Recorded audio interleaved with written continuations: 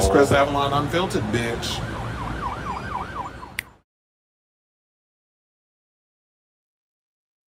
Hey y'all, welcome to Happy Monday. It's your boy Chris Avalon, and welcome to a brand new episode of Chris Avalon Unfiltered, a show we basically talk about all things going on in celebrity news, hot topics, gossip, all that good stuff. So that's a show for you. Definitely stick around because we have a lot of tea to spill today, including the latest on his Diddy trial. I'm sure there's a lot more coming out. We'll just have to cover the rest tomorrow. But in the meantime, I just got what I got when I got it, including a certain escort that was a part of them freak offs was allegedly dropping that yellow liquid up in Cassie's mouth. So we got to talk about that. You know, I had to get a little clever with the wordation because, you know, the algorithms and the headlines and all the other stuff. So we got that. Plus, I'll be sure spilling tea. He did that over the weekend. I think it was on Friday. And he's blaming Diddy for Kim Porter's death. So we're going to talk about that. Plus, he said he's looking forward to testifying against his behind. And we saw his son Quincy up in the courtroom today. So we got to talk about that. Plus, Cameron said he want to interview the dude, the cousin that Kanye allegedly did it with. And John Legend is weighing in or psychoanalyzing Kanye and saying that he believes that his mental decline happened around the time of his mother's death back in 2007. So we're going to talk about that. Plus, Tory Lanez had to be rushed to the hospital because somebody done knifed him up in the face a couple of times. We got to talk about that. We got some great news with Madonna and allegedly a deal she got going on with Netflix. Halle Berry out here showing herself in bed with her man and just living her best life, and apparently people mad about it. So we're going to talk about that. Plus, we have a lot of drag race news, including, I just said we ain't seen nothing yet compared to these first two episodes that we already saw. She said it's light work. They just like I'm revealing that she almost died due to her complicated weight loss surgery. And we have some news regarding Lexi Love entering rehab. Well, you know, she said she was going to take a break for like her mental health and all that stuff. And now she is opening up and saying that, yeah, she's going to be in rehab. And so she's going to be gone for a while. So yeah, that's all we got, all the topics we got for now. So before we get to said topics, if you could please do me a solid and hit that like button, that subscribe button. Also be sure to smash that notification bell. So yeah, hit that subscribe if you are new. Definitely helps with the algorithm. I do appreciate all the new subscribers that I saw. You know, we at the halfway mark. We're almost to 3K. I know some people, it don't seem like it's a big deal compared, and I'm not comparing myself to those who got hundreds, thousands of followers, or even somebody else that got a million. But, you know, as we are an independent show and the little engine that could, I definitely appreciate all the new people, all the new subscribers, all the people that come back every time I do a show and be up in the comments and hang out with me during all the live shows and that stuff, old and new. But mostly, you know, the regulars, because, you know, it don't really change the needle. They always say, like, the regulars will always be the ones that come back for the live chats or the live show versus people who actually watch the playback and all that stuff.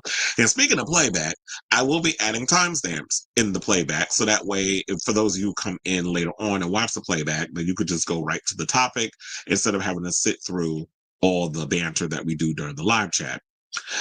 Please and thank you. So let me hit my banner. And without further ado, let's get into the first messy story. So I was hearing like mistrial and stuff, which I'm not going to do is like pulling stunts and all this other mess. Because one thing we are not going to try to have with this Diddy case is a damn mistrial. This man need to pay for the havoc that he's caused on many people for over 3 decades. So I want to see this heifer go down. And so today is the official day of the trial.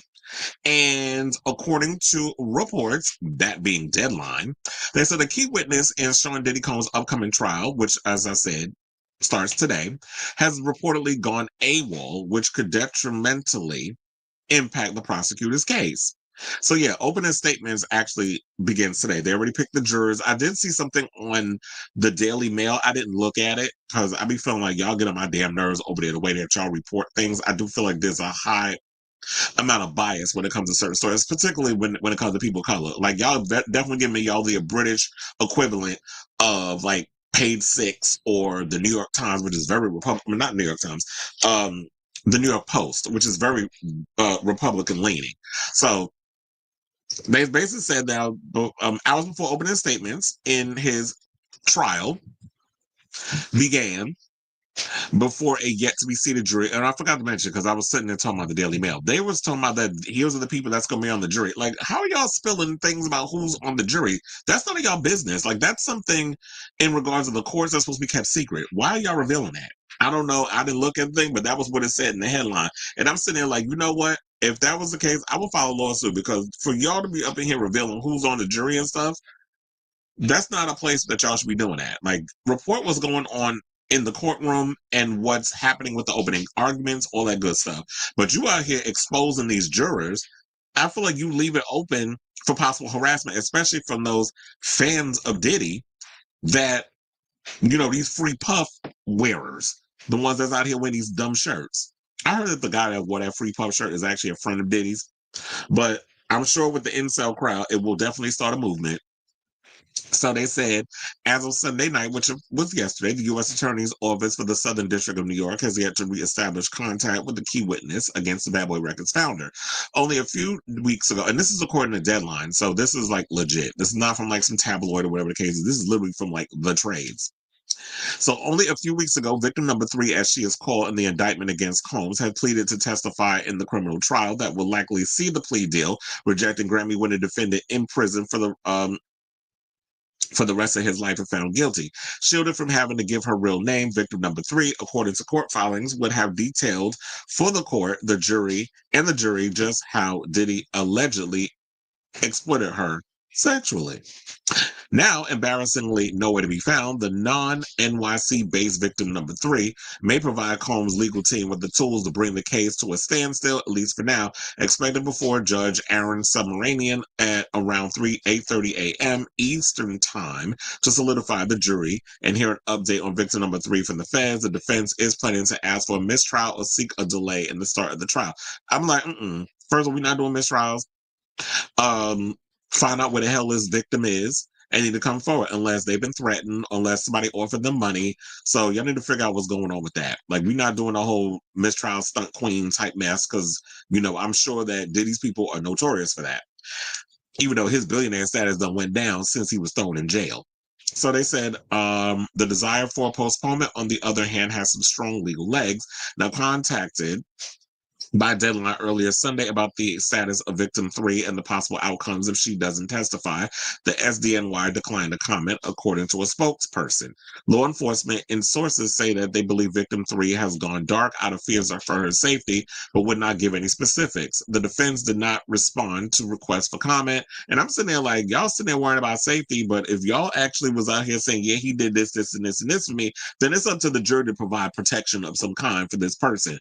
Because I'm going to say, well, who's Diddy going to get to do whatever? I'm sure he could probably get them old brainwashed ass kids of his to pull some kind of stunt to go against him. Because I saw they was all a united front. I think also Janice and them little dusty wigs she be wearing showed up in court today looking a hot ass mess per usual. And all them damn brainwashed ass children, including Quincy, was up in there. And I got tea on his father, because his father went in and let have on Diddy. He's going hard on Diddy and said that Diddy had something to do with his possible unaliving, just like he believes he had something to do with Kim Porter not being here. So yeah, that's the latest on that. I'll definitely be following as it develops. I should have checked to see before I started the show if they found victim, number 3, if she actually showed up to testify. But we'll see about that. And I think there was somebody that did some story on them, but I wasn't watching other people's YouTube, so I can't really comment on that. And I want to give a shout out to Mims, as in Make It Make Sense, because I saw that he posted earlier that he was outside the courthouse. He was trying to get up in there. Like, what Chris Brown said, how y'all outside the club when you trying to get in? That was him. He was up in there. I said, I live in New York, and I wasn't going all the way down the Court Street to stand my behind outside just so I could get inside and spill tea. I will let y'all do the work, as in the reporters. Give me all the information. I'll read up on it and I'll bring y'all the information here. Because I'm like, who's going to stand up outside? And, shout out and kudos to y'all that go out there and do all that. But I'm like, anybody got time? Well, I'll say anybody got. I don't have the time to be sitting outside trying to get up in the courthouse just so that way I could be bored to death. Just give me the cliff notes, all the juicy details, and I'll just come back to talk. Because I was like, child, look, if I wanted to be bored to death, I'd have became a damn lawyer. TV lawyers are way more entertaining, in my opinion. So, with that all being said, now there was some tea that came out, from today. where they said one of the disgraced well, not one of the disgraced mogul, as in the diddler, allegedly forced an escort to perform water sports in Cassie mouth during a free course. And I'm like, look, you already know when it comes to these rich people, or if you have like you know your freako meter, I'm sure when it comes to Diddy, it's off the charts. And you up in here talking about you want somebody to lay some yellow juice up in somebody. What was it? I'll say that orange Gatorade up in her mouth and said that she was choking and stuff. So, Assistant U.S. Attorney, and shout out to page 6 for this tea, Emily Johnson told the 12-person jury that Ventura first agreed to participate in Combs' now infamous free calls to make him happy. But the rump allegedly became violent over time, with the rapper beating his then girlfriend if she left early or took too long in the bathroom.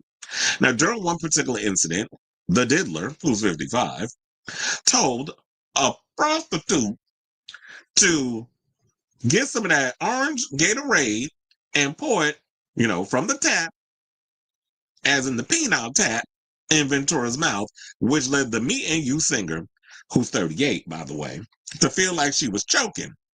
Well, here's the thing. First of all, I don't judge nobody with the water sports. I have conducted a little water sports, and during my freaky times on somebody else. You ain't peeing in my mouth, but I'll do it to you if you want it. And one of the things when it comes to urination, because I do it a lot and I drink a lot of water, so I'm not up in here. First of all, some of y'all, orange Gatorade be stinking.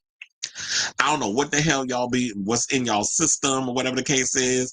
If y'all got hepatitis A, B, A through H, I'm just making it up. I know there's no damn hepatitis H, but all the different letters of the alphabet with the hepatitis, I don't know what you got. So you're not going to sit up here like you need to be checked for viruses or any kind of thing before we do any kind of water sports of any kind.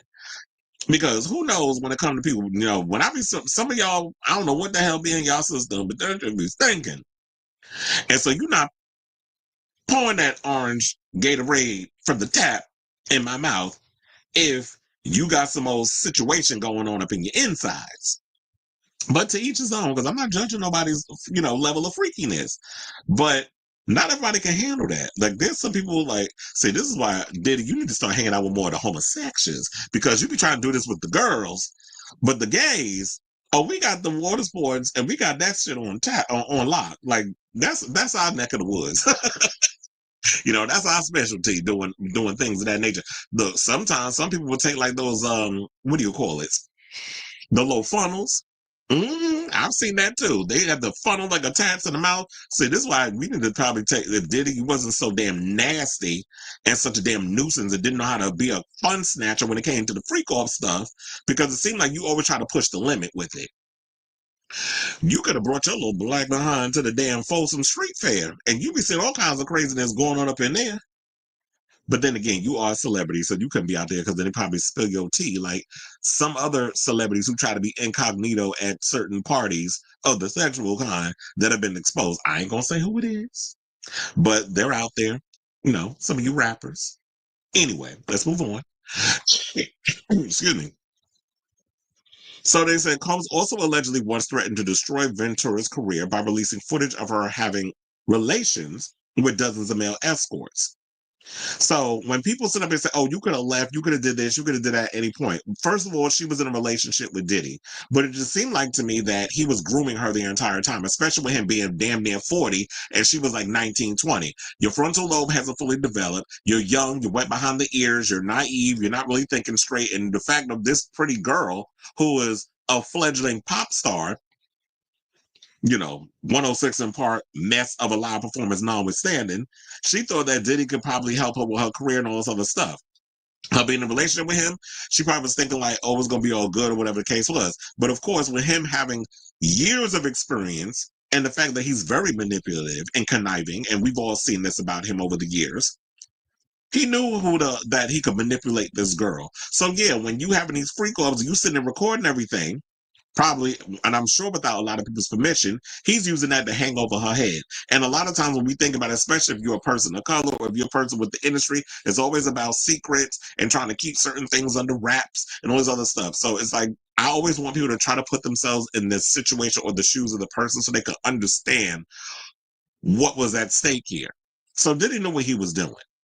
And the fact that, yeah, when you're that young and you got a man or whatever, even if if it's not something you into, and I'm sure many of you regular people can attest to this, that you have done things that you're like, I'm not really with it, I'm not into it, but I want to please my man, and vice versa.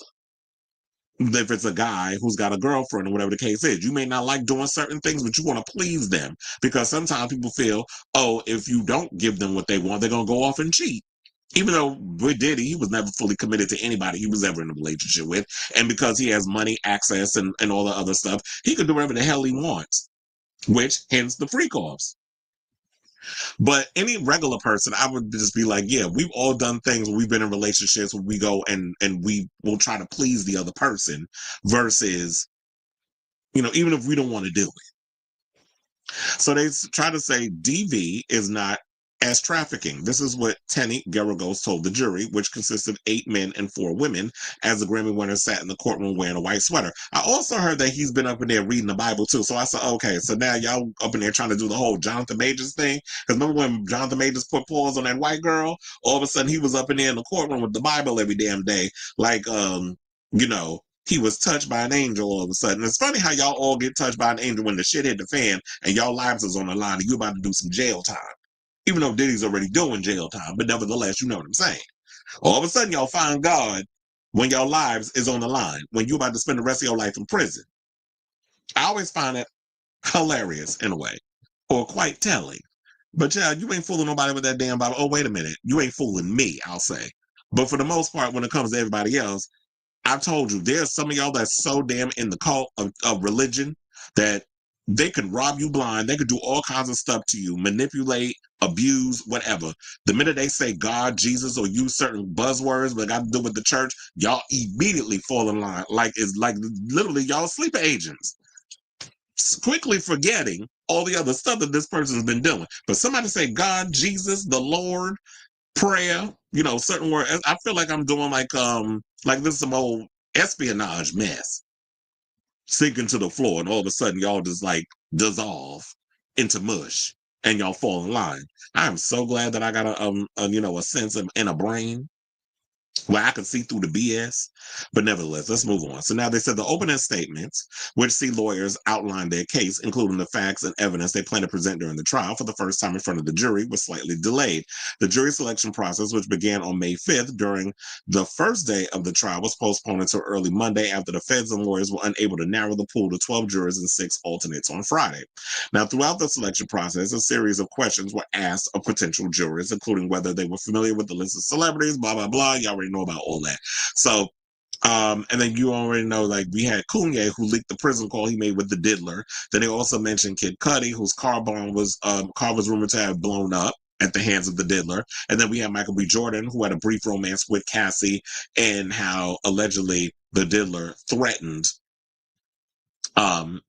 him over that situation. And look at this picture. You can see with her body language, she looks like, I'm tired of it. Like, we just had a little situation, and I just want to, like, I ain't with it. Like, I don't care about this man. I don't like him, but I'm just here to just keep up appearances. Kind of like Melania and the president. Like, it's like, okay, I'm just here to keep up an appearance. We got a contract. I'm going to just tolerate you because you're a nuisance and abusive, but I'm just going with it. But the smart thing with Cassie was she got her ass out. The other one, girl, we don't care about you. You a lost damn cause. Now, former Destiny's Child member Michelle Williams was also brought up. Singer Dawn Richard, who is suing Combs for SA. Producer Dallas Austin, Young Miami, who you know, or AKA Carisha, who dated the Diddler at one point. But she said he ain't never put pause on her. I don't know if I believe that, but if she's saying it, we'll just go along with it. We'll entertain it. And family members who were also on the list of those who may be mentioned. Now, Cassie is supposed to testify. I don't know when that's all going to happen, but she is very pregnant. And we already saw the surveillance video and stuff and all that good stuff. So But you already know, like, he was trying to sit there and say he ain't do nothing to her. And if you didn't do anything to her, then how come you settled with her 24 hours after she came out and revealed that you R-worded her, abused her throughout y'all 10-year relationship? Because I'm like, if you ain't do nothing, then none of that stuff should have, I would have just been like, oh, she lying, which he kind of was doing. And he was trying to keep up the appearance of that. But then, of course, we saw the footage of him putting paws on her, kicking her, dragging her in the hotel room on CNN, which they said was doctored. I'm calling cap on that. I don't believe it at all. And they were and also his legal team is trying to paint him as he's a swinger. He's not a criminal and stuff. But like, two things can't be true at the same time. That you were doing criminal activities, and yeah, there was swinging going on, but we already know when it comes to men who have sexual appetites.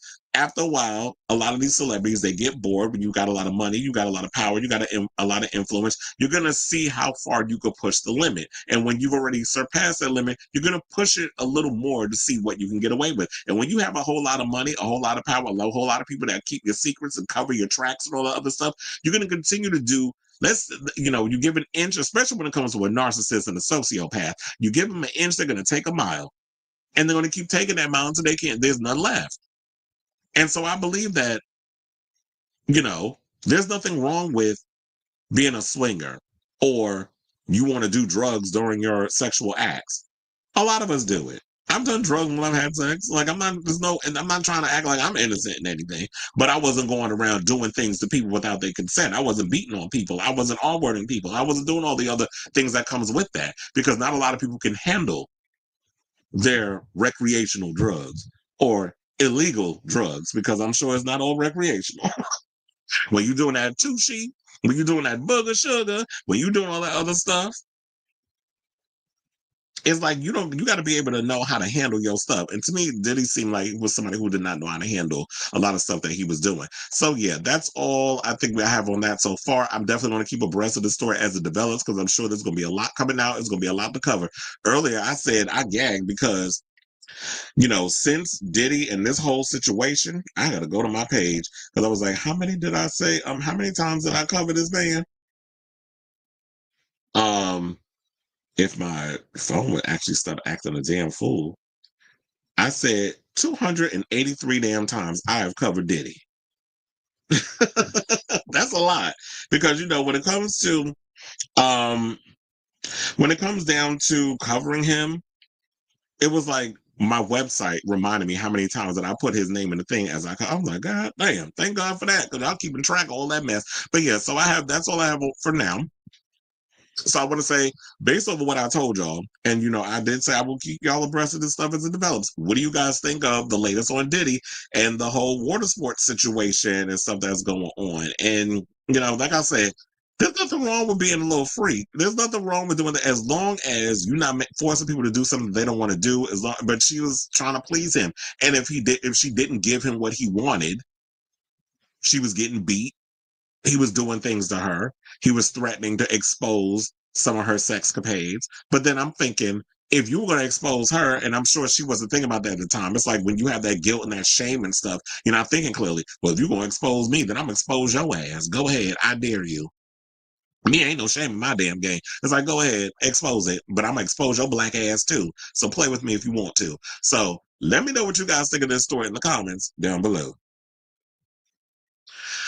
Okay, so now I see a lot of y'all comments already, but I want to get to this Al B. Shore one. And then I'm gonna get to what y'all got to say. So let's get to this Al B. Shore story, because with everything going on, Al B. Shore recently did an interview with Rosanna Scotto and them over there at Fox 5 New York. I thought it was like Friday or something, but I think they do a weekend show. What's up with all these some of these people doing all these weekend shows? Because I know The View does one on the weekends. I've never really watched The View one, because I'm like, I gotta go on a website and watch it. Like, if it's not on Hulu or any other streaming services, I'm not trying to link. Who watches shit on a computer? So unless that's your TV. But you know what I'm saying. But anyway, who cares about The View? I just all of a sudden got caught up in this View thing for a moment. But so Al B. Shore, as y'all know, he has been revealing a little, things about Diddy in the past. I would say, well, has it been over the years? I feel like it's been since this whole trial situation happened. He's been very vocal. Well, not trial, since Diddy got locked up last year. There's been a lot of talk about, Albie Shaw's been coming out saying little things here and there. And so, you know, he also even said that he believes that Diddy tried to have him unalived. Hence why he was in the hospital and damn near, and he was in a coma. I saw that picture and I gagged because I totally forgot what he looked like. He was in the hospital. And he said he will use his last breath to take that man down. So now in a new interview with Fox 5 New York over the weekend, Albie Shaw revealed that he's been subpoenaed to testify against the diddler in his federal trafficking trial and that he was more than willing to talk on the stand. He also reiterated his thoughts that on the death of his ex-wife and the mother of Diddy's 4 children, Kim Porter, and his son that he had with her, Quincy, maintaining that she was in good health and he didn't believe she passed away from pneumonia, as her records show. So I do have that clip, courtesy of the Neighborhood Talk, so shout out to them. And we'll come back after we finish playing and we'll talk. Please hold. There's no hustle, there's no marketing, I'm living my truth, and it's time. So you were in that coma in 2022. You had the liver transplant, you had the tracheotomy, all that stuff that went on. Multi-system organ failure. Yeah, right. Have they figured out what happened yet? We will. No, I mean, have the doctors medically, what happened to you? Yeah, because you just collapsed, right? Yeah, so, just mysteriously out of the blue, which we do talk about in the book. Yes, I want to get into that. What that process is. But so it's been quite a journey. And as I said, even as it relates to writing the book, I went through almost, more than a decade of being scrutinized and clowned by law enforcement, them telling me, you need some help. Sex trafficking? Really? What's wrong with you? No way. Not realizing that they were also working for the situation. Because you were hinting, saying, posting. Yeah. I get calls, take it down or else, so on and so forth. But this is about Diddy, so let's be clear for everybody that doesn't know. Diddy, who's about to, his trial's about to start. Yeah, yes. They're selecting a jury. But you were on this train years ago. Yes, many, many years ago. I posted some information that was, basically trying to save my life. And thank goodness to my ex, the wonderful Kim Porter, the late Kim Porter, who, kind of warned me all along the way to, just kind of watch your back, so on and so forth. And I didn't understand why. Because of Diddy. Basically. Do you believe that she died of pneumonia? Absolutely not. Why? What evidence do you have? She was in the best of health. We just saw each other prior to her passing. We were actually celebrating our son's new Netflix Christmas special, and she was doing just fine. In fact, we were all at the event together at Netflix in the lobby. Shawn, myself, the children, all having a great time. And I'm, grabbing Shawn like, what? And she's in the back going, stop, So it was a really festive opportunity just for all of us to be together, because it's nothing like the circus that's out here. So it was a lot of the stuff, came to surprise, but a lot of the stuff will be revealed and that's why I thought it would be a good idea to finally tell my story. Every network came to me, participate in so and so, but I said, listen, I have no interest in speaking about another man. But you are in the book. Yeah, right. But this, I will speak about where our paths cross and what's most relevant, and something I've been trying to say for many, many years. And unfortunately, Roseanne, even with Shawn being incarcerated, that's not a celebration. There's no celebration in it. First and foremost, there's way too much collateral damage, and in many, many ways. Many people's lives are affected. And in fact, a genre of music that I grew up in is ruined right now. You're blaming Diddy for that? I'm blaming this entire industry and the way it's gone. And, there's no one person that's in charge, but this level and this magnitude of a story of detriment, of diabolical, just heinous, whatever's really going on. It's unfortunate. Is Diddy suing you or threatening to sue you? No. No? I have the truth. But one thing is, you have volunteered to testify at the trial, correct? Not as of yet. Actually, I was subpoenaed. Okay. So my attorneys worked something out. So I believe when the time is right, I'm going to discuss it with my attorneys. But you're willing to? Oh, absolutely. Absolutely, I am. And again, there's no, like I said, this is not marketing for me. I'm living this life. And So the only reason I wanted to tell the story, Kurt, was very specifically because I was ignored. There was the most expensive PR campaign against me to shut me down. If you actually knew what they did to me, there was a bounty on my head. There was a bunch of stuff. So do you think specifically then that Shawn, Diddy Combs, or people affiliated with him did something to you that caused you to have multi-organ failure? I believe this to be the case, yes. Absolutely. Wow. My first time saying it. Are you concerned that he still has power outside of incarceration? Of course he does. Remember, I'm the only one who spoke up, and I'm the only one left alive. There's no hustle. There's no marketing. I'm living my truth, and it's time. So you were in that coma in 2022. You had the liver transplant, you had the tracheotomy, all that stuff that went on. Multi-system organ failure. Yeah. Wow. 60. Have they figured out what happened yet? We will. No, I mean, have the doctors medically, like, what happened to you? Yeah, because you just collapsed, right? Yeah, so, just mysteriously out of the blue, which we do talk about in the book. Yes. I want to get into that. What that process is. But, so it's been quite a journey. And as I said, even as it relates to writing the book, I went through almost, more than a decade of being scrutinized and clowned by law enforcement, them telling me, you need some help. Sex trafficking? Really? What's wrong? Okay. So, that was a lot, but I actually believe every word that he's been saying, because over the years a lot of people have been saying so many things about him. There are people who are not here to tell live to tell the tale. Between people think that Andre Harrell and a bunch of them who was a part of the whole Diddy situation knew some things, and they died under mysterious circumstances, and then we got Kim Porter, who was according to him, in great spirits and good health. And you can pay people off to turn things in the direction that you want to turn things in, especially when it comes to law enforcement. I guess law enforcement, cops, whatever, ain't making really a good damn salary. But of course, if Diddy came in your direction and asked you to kind of look the other way, and he was going to give you a little something, just like I'm sure he gave whoever had that footage of him kicking and dragging Cassie at the hotel room, allegedly $50,000, to give him the footage and look the other way. And then years later, his dumb ass decides, I'm going to hold the footage in my safe or whatever the case is. And then the Fed sees, all this stuff and raid his homes or whatever. And then they find the footage, and then they see what's on there, and then it gets leaked to the press and all this other stuff. I'm not surprised by any of this stuff that's coming out. So there was some people in the comments over there at the Neighborhood Talk and said the following. Now, one person said this trial needs to be on Netflix and Prime.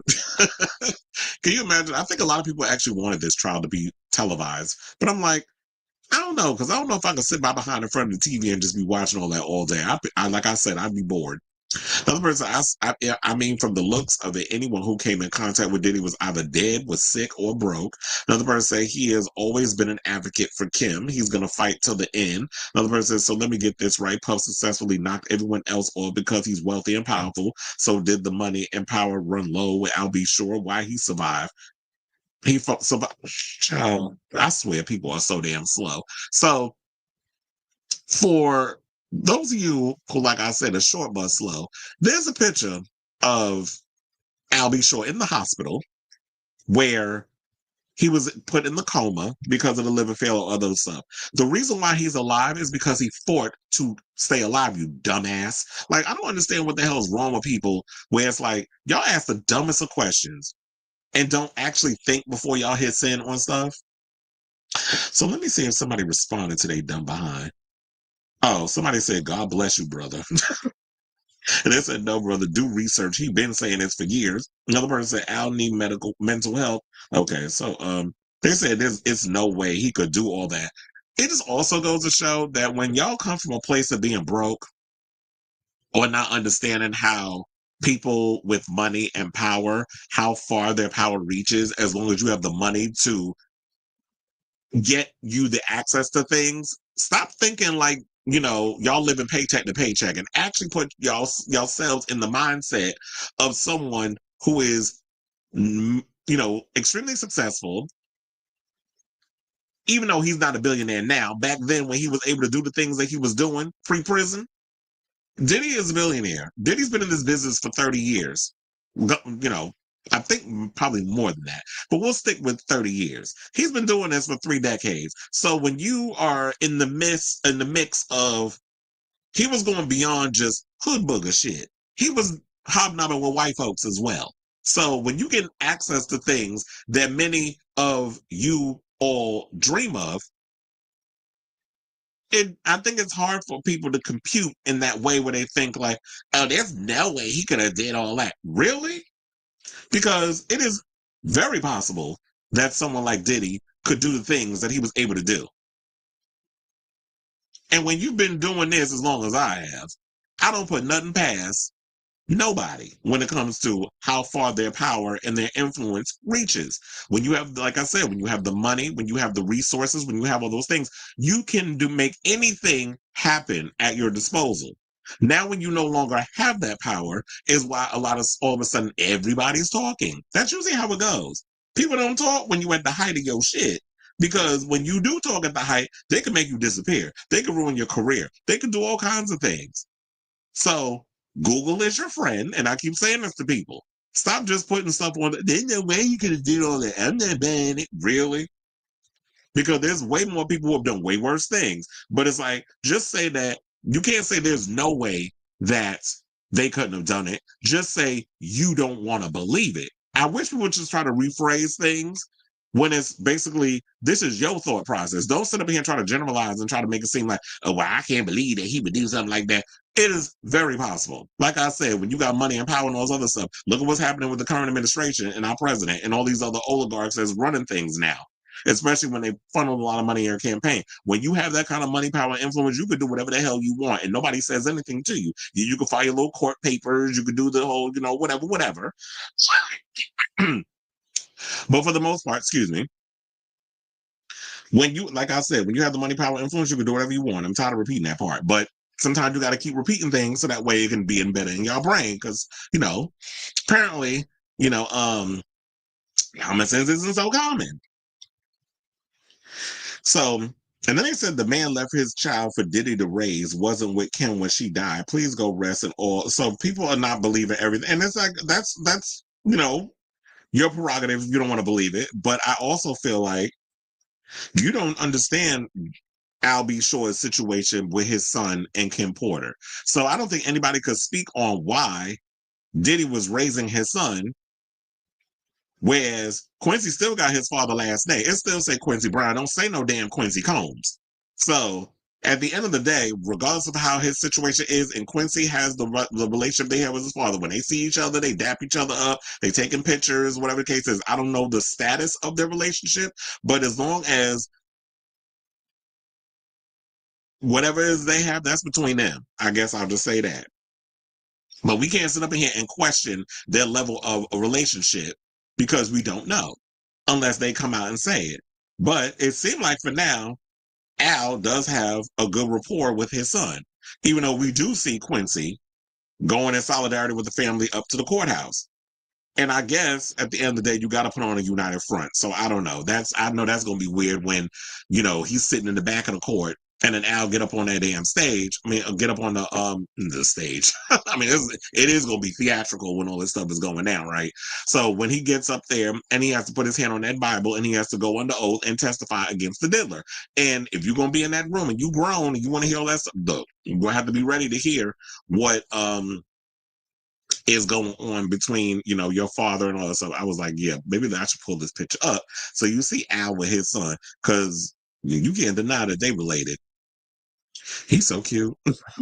But anyway, so I say all this to say, what do you guys think of this story about Al said that, yeah, he got a book coming out? I know some people looking at it as like, oh, well, now you're talking about that you don't want to reap the benefits and all this other stuff, but here you are about to go and put a book out. But I guess, you know what, at the end of the day, it's his right to tell his story. And if he's doing this to clear and put out theories that he believes that Kim wasn't didn't die of pneumonia, that something else happened because of Diddy's history of abusing his exes and all the other stuff, then look, he has a right to tell his side of the story, especially if he really believes that because there were certain things going on and he was sounding the alarm that Diddy tried to take his life. And if you're going to explain that in the book, like, you really need to come with the evidence if you're going to come with something that strong.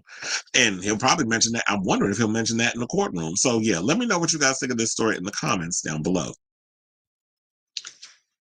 Let me get to these comments.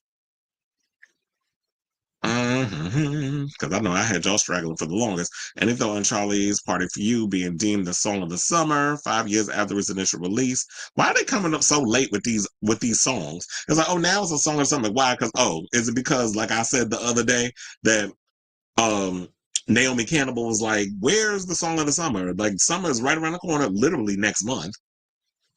And we don't have a song of the summer. So now y'all digging into the archives from like 5 years ago because none of your faves are actually in the studio cooking up a bop. So shout out to you, Charlie. At least you got something. Look, I don't know why we on these developmental delays when it comes to the hits. Felix said he did a remix for that song. I said I love my remix on the channel here. Oh, you say it's on your YouTube channel. Right now, Netflix doesn't have anything with Madonna in it. They had the MDNA tour League of Their Own swept away. Truly, I didn't even know that.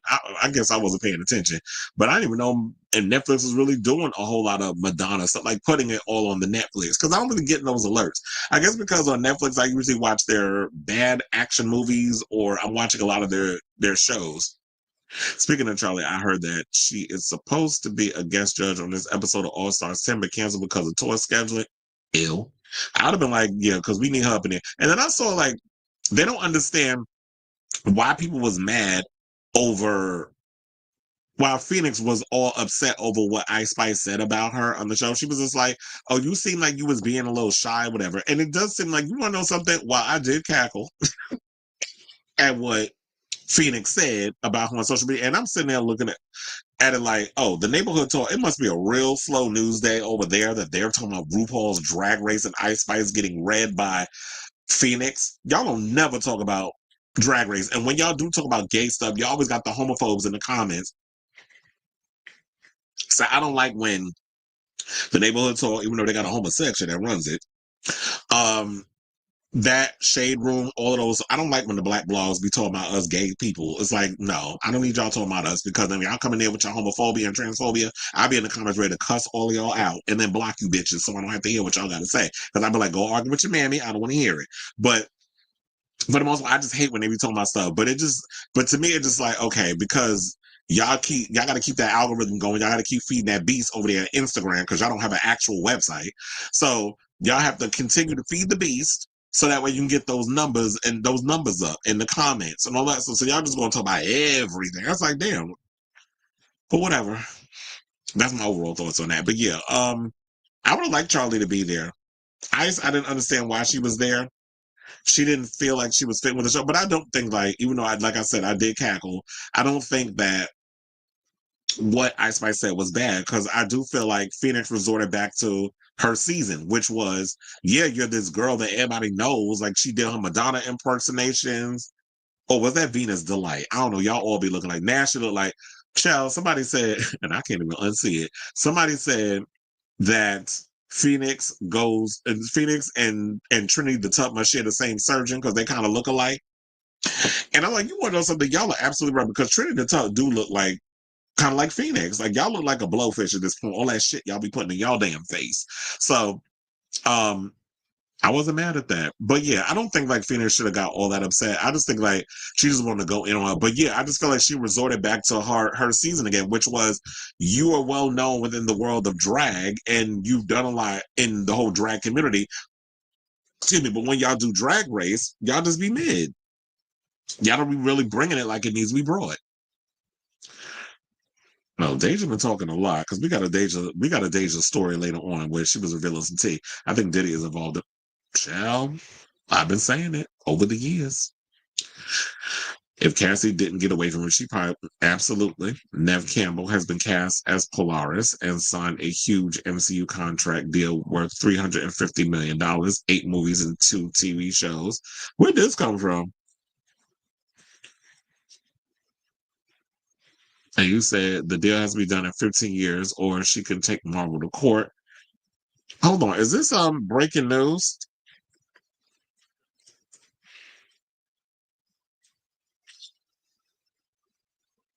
Oh, this is they said a rumor that she's gonna be Polaris in the X-Men reboot. They said, though Campbell has been cast as in the upcoming project, our sources tell us that she will actually be voicing the character in season 2 of X-Men 97. So she's not she's not cast in the live action one. She will be playing Polaris in X-Men 97. I'm like, okay, that works for me, that she can do the voice. Because I feel like when it comes to X-Men, I think they're trying to go younger with the cast. So we won't find that out, I think, until next year. Funny, I saw a piece about MAGA people calling the new Pope woke. But please, they're so damn stupid. They don't even know what woke means. Oh, J.D. Vance is an asshole, and we all believe that J.D. Vance killed the last Pope. So there's that. They said 283 times. Every time you talk about the dealer or Kanye, I'll leave and come back later. The shade. I wouldn't be surprised if he was the reason big. Well, look, that was always a rumor too. Unless Doja Cat or Olivia bring it in the coming months, the song of the summer this year will be from 2020. Come on, ex situationship. Phoenix was shy. She was kicking with Ice during Untucked, and then had all that mouth. I keep forgetting.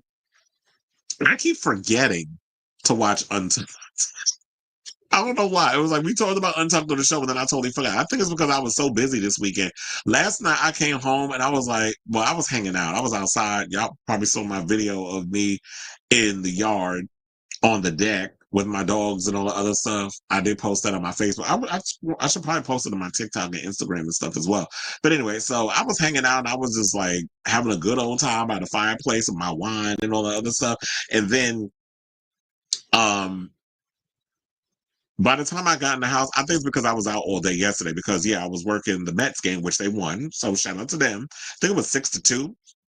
And so we was hitting them home runs like it was no tomorrow. So me being out in the sun all day, and then I came home, and then I was outside, and then by the time I got in the house, I was like, "Oh, let me put some TV on." Child, that TV was watching me at 9 o'clock, so I didn't even watch The Last of Us.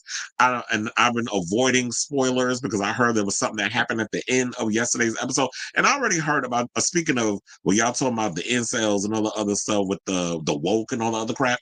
The fact that we have a bunch of retards on social media who are review bombing The Last of Us because y'all have a problem with Ellie. I'm like, where the hell have y'all been? First of all, the show was in its second season. I just feel like y'all just trolling because y'all are bored and you need some pussy. Literally. And figurative. No, just literally, y'all need some pussy. You need to go out, touch some grass, find you some girls, stick y'all dick up in them, and relax. Y'all need to get laid. Seriously. So they're out here being all upset over that Ellie's probably getting more pussy than y'all will ever see in your lifetime. And then they mad over the homosexual stuff. I'm like, did y'all not play the game? Because she's a full-on bulldagger in the game. So I don't know why y'all surprised. It's just, my brain just hurts with just the amount of stupidity that just ends up on social media and that people can't even like think logically. I just can't. I just have low tolerance for dummies. I really do. How to say they follow the neighborhood, unfollowed the neighborhood talk yesterday. I was like, why? Is it because they oversaturating with a bunch of damn foolishness over there? Y'all just, because to me, I just feel like y'all don't have a distinct idea of what your channel is. Y'all cover everything and just put everything up there. They talk about Donald Trump. They talk about baddies. They talk about all these reality. Like, what is the focus of this site? They talk about everything. I'm like, even down to drag. Y'all ain't never talked about no damn drag race. All of a sudden now, y'all putting RuPaul. Like, get out of here with that. You said I saw a clown on the cornfield last night. There was a homosexual kiss in the straight men of the theater. Like they ain't never seen men kiss before. And you have to realize with this new brand of horror, it's becoming a little more progressive in regards of like covering same-sex relationships. It's a Wonderful Knife has a whole man-on-man storyline up in it. So if y'all can't get with the program and realize that the gays play a pinnacle role in in a lot of horror over the years, and now you're starting to see more of it, because I feel like a lot of the queer people who grew up watching a lot of the slasher films from like the 80s and 90s are now filmmakers, and they're incorporating that in stuff. So y'all got a problem with diversity and all this other stuff in horror films, which horror movies for the most part have always celebrated that. There's a whole docu-series that was done on Shudder that gets into this. Then y'all need to get out and, as I said before, touch some damn grass. Venus Delight was the Madonna impersonator. She was on My Strange Addiction. Wait, she was? And broke down with her choreographer in the hung up bodysuit. I didn't even know she was on that show. Well, it does make sense that she would be on My Strange Addiction, because she got an addiction to Madonna. But I'm like, if you were an impersonator of her, can you imagine if that would be expected? Could you imagine if Chad Michaels was on there, because on My Strange Addiction, she got an addiction to share. You say, hey, I don't want to get my news from a small child. Child, Zeus Network is tired. I watch nothing on that trash ass channel. That's why I get mad when certain friends of mine be sending me stuff about Zeus. I'm like, I don't care about long chin having ass Natalie Nunn and them old bums over there at the Zeus Network fighting in Africa. I'm like, y'all should be a damn shame. Y'all in the motherland with this foolishness. There's a special place in hell for all of them over there. Y'all want to go to Africa to fight. Well, y'all should be actually learning about your goddamn ancestry. Quiet as it's kept. But anyway, let's move on, y'all. And let's talk about Kanye. We're gonna go from one disgraced celebrity to another, because John Legend is psychoanalyzing, even though he said he's not. But it pretty much sounds like you getting your Sigmund Freud on. And now he's reflecting on his friendship, or past friendship, because they're no longer friends, because Kanye had a whole lot to say about him.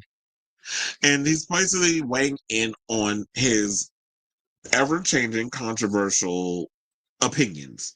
So the Grammy-winning artist opened up about the troubling transformation of longtime collaborator and friend Kanye West in a candid interview with the London Times published on Saturday, which was May 10th. Now, Legend, who rose to prominence alongside West during the early 2000s, reflected on the stark contrast between the man he first met and the one who now frequently makes headlines for his controversial and inflammatory views, saying, quote, Kanye was, well, he says Kanye, I say Kanye. He said Kanye was very passionate, very gifted, and he had big dreams. You want dreams, you want fame, because fame costs. And right here, we start doing shit in pain and sweat. That's not what Debbie Allen said, but I got to remix it. But anyway, he said he was very passionate, very gifted. He had big dreams, not only for himself, but also for all the people around him. He had so much optimism, so much creativity. It does feel sad, sometimes shocking, to see where he is now. Now, Legend recalled the breakthrough moment when West's debut album, The College Dropout, changed everything for the circle, saying that he said then The College Dropout sold 400,000 copies in its first week. And that's literally $100,000 copies short of going gold. Because I don't know if the numbers have changed, or maybe they still do. Nobody's doing gold. Well, actually, people are doing gold. It takes years for some people to go gold. But 500,000 was always considered going gold when you were moving physical copies back in the day. 1 million would be platinum. And then, of course, if you do 10 million copies, that's diamond, which very few artists have done diamond. Shout out to Pink, because Misunderstood went diamond. And so there's very few people that went diamond. But anyway, so he said, then The College Dropout sold 400,000 copies in the first week, everyone wanted to know what was happening in our camp. And all those people who turned me down suddenly decided that my music sounded a lot better than it did the first time around. And that's because when things are successful, one of the things about the industry as a whole, they run on fear. A lot of these people that work behind the scenes wouldn't know a hit if it slapped them upside the head. So they're afraid of taking chances, even though, artists are going to be artists. Artists are always going to be like, this is the vibe. This is where I'm going. This is where music is creatively. This is where I'm going creatively. And people don't really see the writing on the wall until the people respond. And then when they see the people respond and their success, and that, wait, you mean we slept on this the whole time? Let's jump on and capitalize while we can. So that's what they all are. They're all about jumping on something People always want to play it safe, but you have to realize when you're in this industry, be it the music industry, film, whatever, art is a gamble. There's no guarantees in any of this stuff. So sometimes you just got to go off your gut. And Kanye was on the right track when it came to that whole vibe and sound. I always call that the dirty backpack sound, where it was like you had Kanye and you had John Legend, you had The Roots, you had Erykah Badu, and you had Music Soul Child, and of course my girl Angie Stone, may she rest in peace, D'Angelo, Jill Scott, that whole vibe. And Kanye's music kind of fit within that same thing. But then, over the years, he started kind of playing with different genres of sounds, which I appreciated that he did when he, channeled Daft Punk, and then he worked with Gustavo Stein long before Lady Gaga worked with him. Like, he was just working with all these different producers, Daft Punk, and I think I said Daft Punk, right? But when he started working with these other people, and I feel like he worked with Daft Punk before Pharrell, I believe, worked with them, because it's two of them. So I appreciate that Kanye was someone who had a good ear for production and things of that nature, and knew kind of like he liked to play around with different vibes. But then he started to go left, and John talks about a lot of that. So he basically said he never saw, because I always wonder, I'm like, in that camp, was he ever aware of Kanye with the anti-Semitism and all that other stuff? And he said, I didn't see a hint of what we're seeing now. His obsessions with anti-Semitism, anti-Blackness, and it is sad to see his devolution. And so he also stopped short of offering clinical diagnosis, but suggested that his pivotal life life event may have sparked why he is the way he is. And said, quote, I don't think we're qualified to psychoanalyze him, but after his mother passed in 2007, there was definitely a difference. His descent started then and seems to have accelerated recently. So the emotional weight of Donna's passing, combined with the pressures of fame, may have played a prominent role in shaping his current reality. And here's the thing. Kanye, I guess, in general, is a complex figure, as we have seen over the years, or we have witnessed. But you will also be hard-pressed that there will be some people that will believe that, well, why is it that y'all are putting all that? Because, a lot of people have pretty much come to that speculation about, oh, it's ever since his mother passed away, Kanye ain't been the same. And I'm sure there's some truth to that. But some people would actually go and say, and I've heard them say this, why is it that it's up to, or put the pressures put on the shoulders of a Black woman to be able to hold a man down, to hold her son down, to hold him together with, super glue and bubble gum and a little duct tape? Why is it that it's put on Donda's back that Kanye is the way he is? I'm sure that probably has something to do with it, because he probably never dealt with the fact that his mother passed away after complications of plastic surgery. But I also think that the pressures of fame may have gotten to him too, because you notice that when he does certain things, and I feel like it all started around the time George Bush don't care about Black people, which was a good thing for him to say that. But I think when he basks in the drama, the over dramatization of like controversy, I think he gets off on that.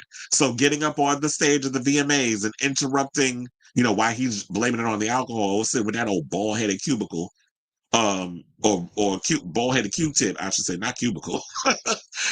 That bald-headed Q-tip looking bitch known as Amber Rose, when he got up there and interrupted Taylor Swift and talking about Beyonce is the greatest artist of all time, or had the greatest music video, talking about single ladies, and how nobody knew who Taylor Swift was. So thank you for actually boosting Taylor's career, because we didn't know who the hell she was until you did what you did. Her career was kind of on the up and up, and she won the award, which was controversial at the time, because people was like, huh? Who this little girl? And Beyonce supposed to be getting the VMA, and Kanye felt the need to get up there and interrupt. And so over the years, he kept doing the same thing and causing a commotion. And I think he got off on it. So like when the music ain't doing what needs to be done, you have to constantly do crazy things. Marrying a Kardashian, that's controversial. Having children with a Kardashian, that's controversial, based off of the history of them girls and what Kim was all about. And how she was getting her high profile situations, and being whored out to all these different black men, which black men be thinking that these girls that look like a Kardashian or a white woman is a prize. But I gagged because there was a video that I saw where a white girl was sitting with her black boyfriend, and black men were sitting there talking about how, yeah, when they get with these white girls or whatever, it seemed like it's a step up and stuff. And I do believe in their mind, they think, yeah, because being white is the pinnacle, is the peak. It is, the ultimate prize. But the white girls was like, I hate to burst y'all bubble, but when white girls get with black men, y'all are not seen as the prize. And I know that could sting and that could be hurtful, but the reality is like, yeah, a white girl who is actually in love with her black man, boyfriend, whatever the case, who now is her husband or just a long-term relationship or her baby daddy, whatever. A lot of these white men, as in their fathers, don't want to see they daughter with no black man. Now I'm sure there's some out there that are very progressive and don't have an issue with interracial relationships. However, for the most part, when it comes down to the white folks, they want you to stick with your own because they said there's a sense of social status depending on the white man you get with, or it's not going to be much of an issue. But for the most part, it's funny how the sides contrast. So it kind of made me wonder in a lot of ways when it comes to the Kardashians, like, yeah, I don't think Kris would have wanted her daughters getting with some average black man, not some black dude that is a manager of a Kroger's or a Walmart. Oh, I guarantee you a Kardashian get one of them. Now, if they're an athlete or a rapper or a mogul, because there's status there, there's money there, there's clout there, there's attention there. Oh, you best believe that Kris ain't gonna have no problem with that. But an average black dude that worked down at the CBS, oh hell no, they're not gonna put up with that. Guaranteed. So I don't think I have anywhere else to go with this story. But I do feel like, you know what? He was onto something in regards to this. So shout out to you, John Legend. It's sad that, that we're seeing Kanye crash out in real time.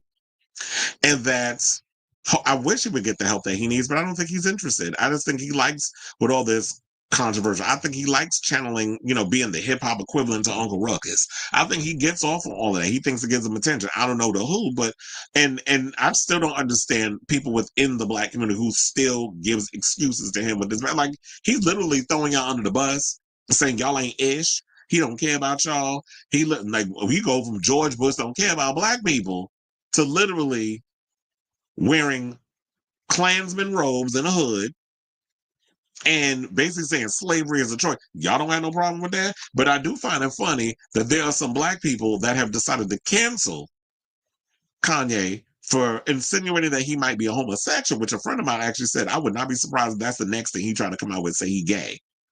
And then the thing about the cousin, who he allegedly, well, he admitted this in a damn song, that he did sexual things with, which is our next topic I'm about to get to right after this one. So it's funny how I did that segue, but yeah, I'm gonna cut this down and I'm gonna put that as a segue because I don't want to make this like a 30-minute video. So, or based on this topic. So I say all this to say, what do you guys think of this story in regards to John Legend, basically saying that he feels like that Kanye's downward spiral began after, his mother passed away. And saying that it's sad to see like where he is mentally. And I do wonder if there are people out there who genuinely have been trying to reach out. And so that would have been another question I would have asked. If I didn't read the interview, I'm just going by what the clips that the clip notes that I got based off the article. But I do wonder if there are people, or if John or many others, if he's aware of people who have actually tried to reach out to Kanye to try to get him the help that he needs. But like I always say, you can lead a horse to the water, but you can't make him drink said water. So let me know what you guys think of this story in the comments down below. All right, I do see y'all comments. I'm gonna get to those in a second, but like I said, I was doing that whole little segue situation. So we're gonna get to this Cameron thing about the cousin. Then after that, I will read y'all comments.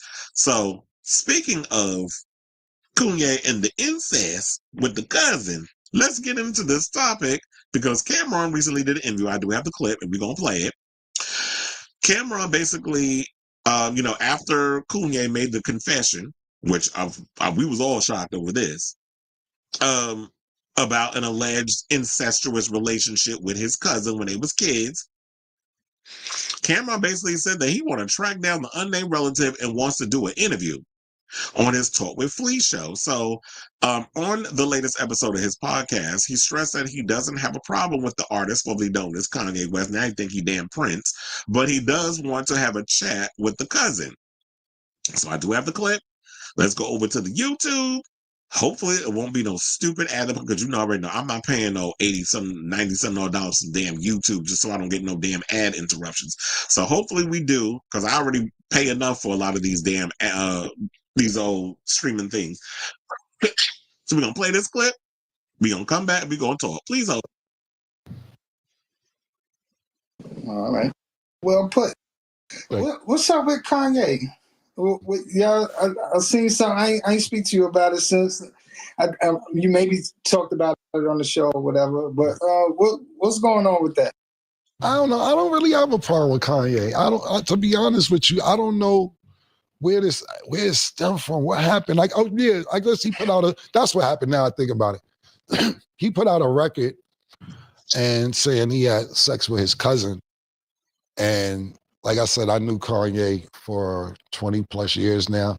And I said, and don't get me wrong, I'm not downplaying people being molested or anything like that, but it sounded like he was doing the molesting from the way he was telling it.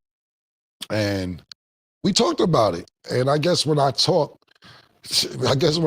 people get upset. You know, when my words hurt, I don't know why my words hurt more than anybody else's words, but I guess when I say shit, that shit sting. Because it lasts with people for months and years and decades. And then they just be like, this motherfucker, no, all I'm doing is telling what really happened. So Kanye was talking about, he did a record and his cousin's in jail doing life for a murder, something like that. I'm actually trying to find the cousin. I want to interview the cousin. I'm trying to find, so anybody who knows this cousin that he's talking about and what jail he's in, we're willing to go to the jail to do the interview with the cousin who's been molested doing life right now. We're actually on the hunt to find him personally at this personal moment, to find out exactly if what Kanye did to him led to him being in this situation right now. Because Kanye said this is potentially why he could be doing life in jail, because he molested his younger cousin. So I talked about it. And I mentioned the fact that Kanye said that he molested his cousin. And I was like, yo, people be conveniently gay. And I wasn't necessarily talking about him, even though I never heard him mention anything gay.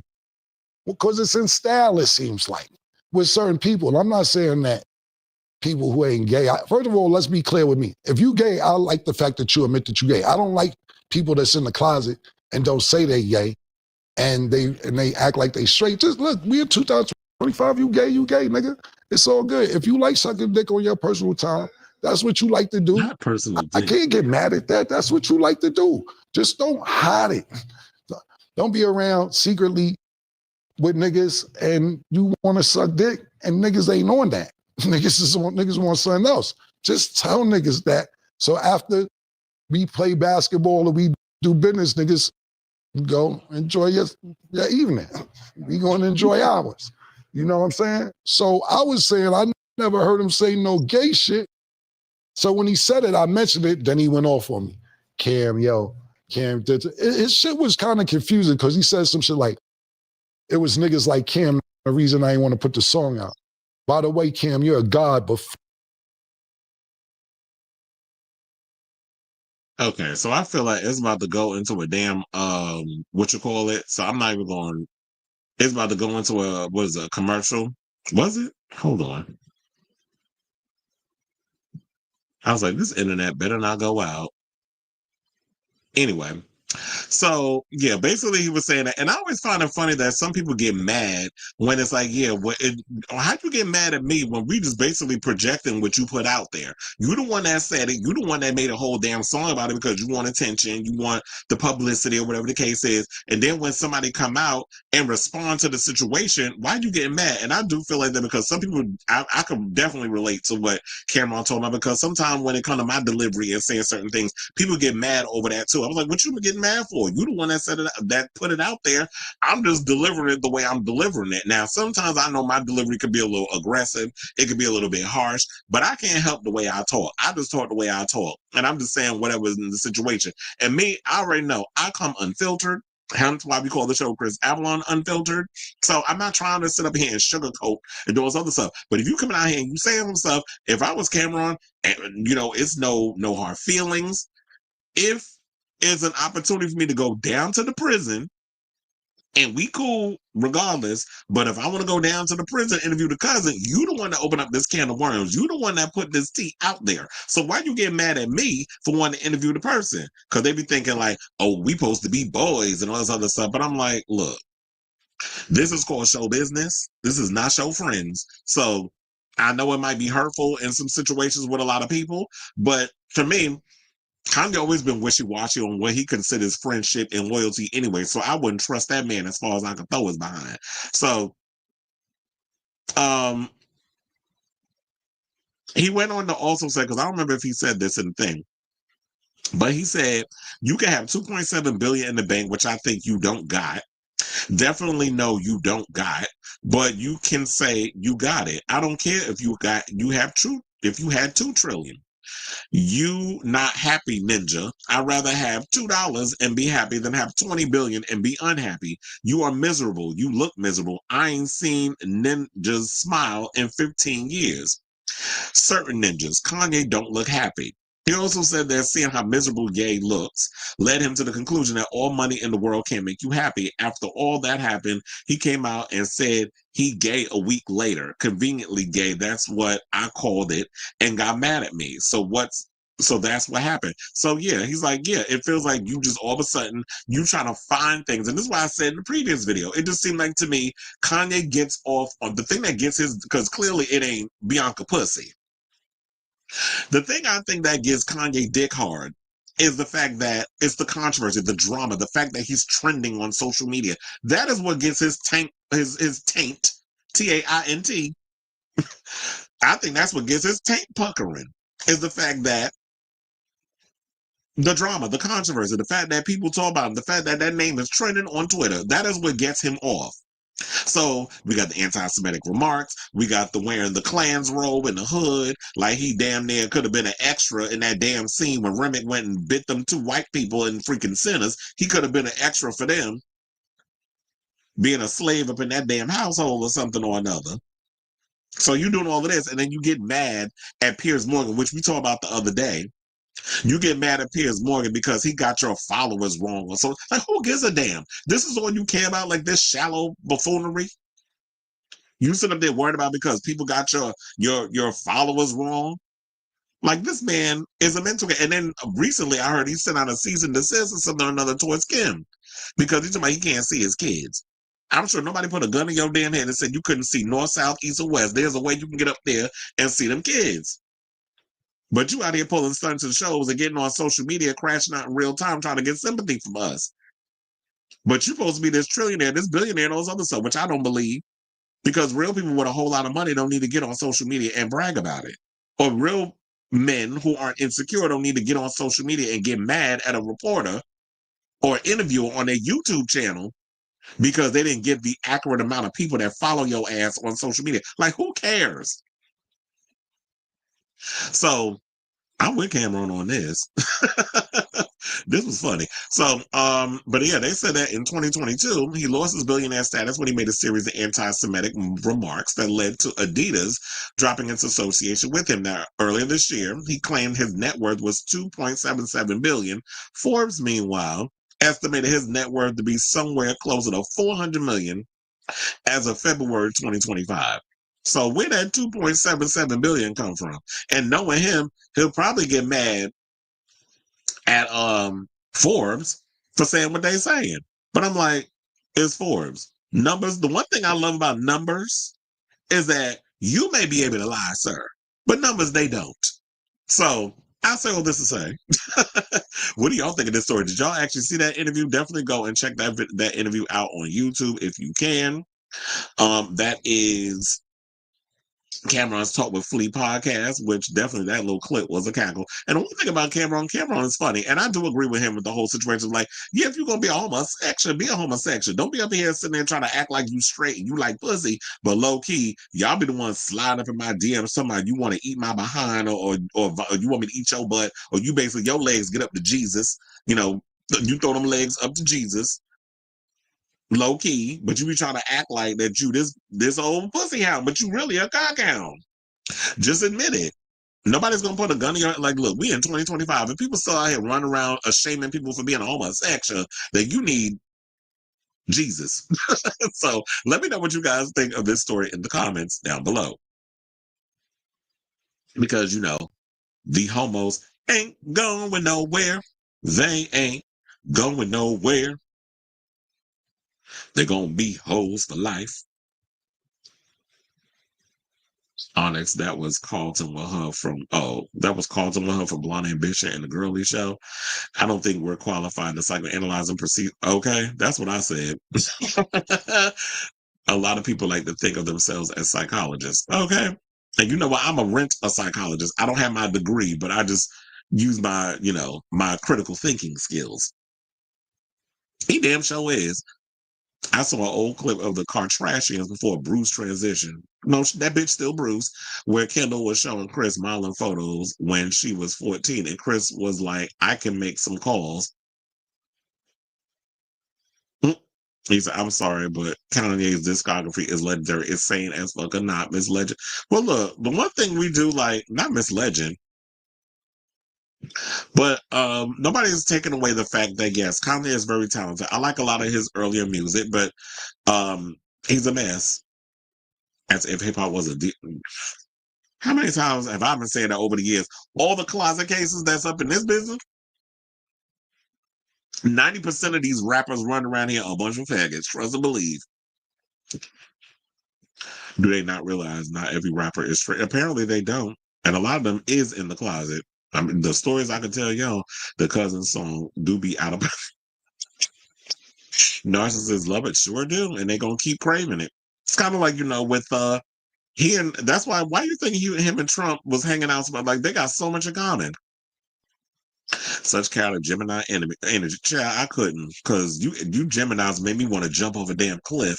It said Piers you said the white woman who said Ninja on his show was telling her to say it. Piers is just like Kanye, a controversy stunt queen. Oh yeah, he's definitely a stunt queen. You said I can't. Who want to eat whose bus? Bus or bus? Is anybody trying to eat Kanye bussy? But I do wonder, like, when did that start and end? Because wait, hold on, let me make sure I got all my stuff closed. I was like, yeah, it's a lot of drama going on today. So let's keep it going, because we got to talk about Tory Lanez getting stabbed up in the prison. I didn't think I'd be talking about this, but then again, I should not be surprised, because it's only a matter of time before this was about to go down. So apparently he had to get rushed to the hospital because he got into a scuffle with another inmate. And they said he got stabbed up multiple times in the face in prison. So Tory Lanez was stabbed Monday morning in the yard. Apparently his milkshake doesn't bring all the boys to the yard, but that Beijing sure do at California Correctional Institution in Tehachapi during an altercation with another inmate, according to prison officials. Now, the 31-year-old rapper was taken by ambulance to a hospital in Bakersfield for treatment.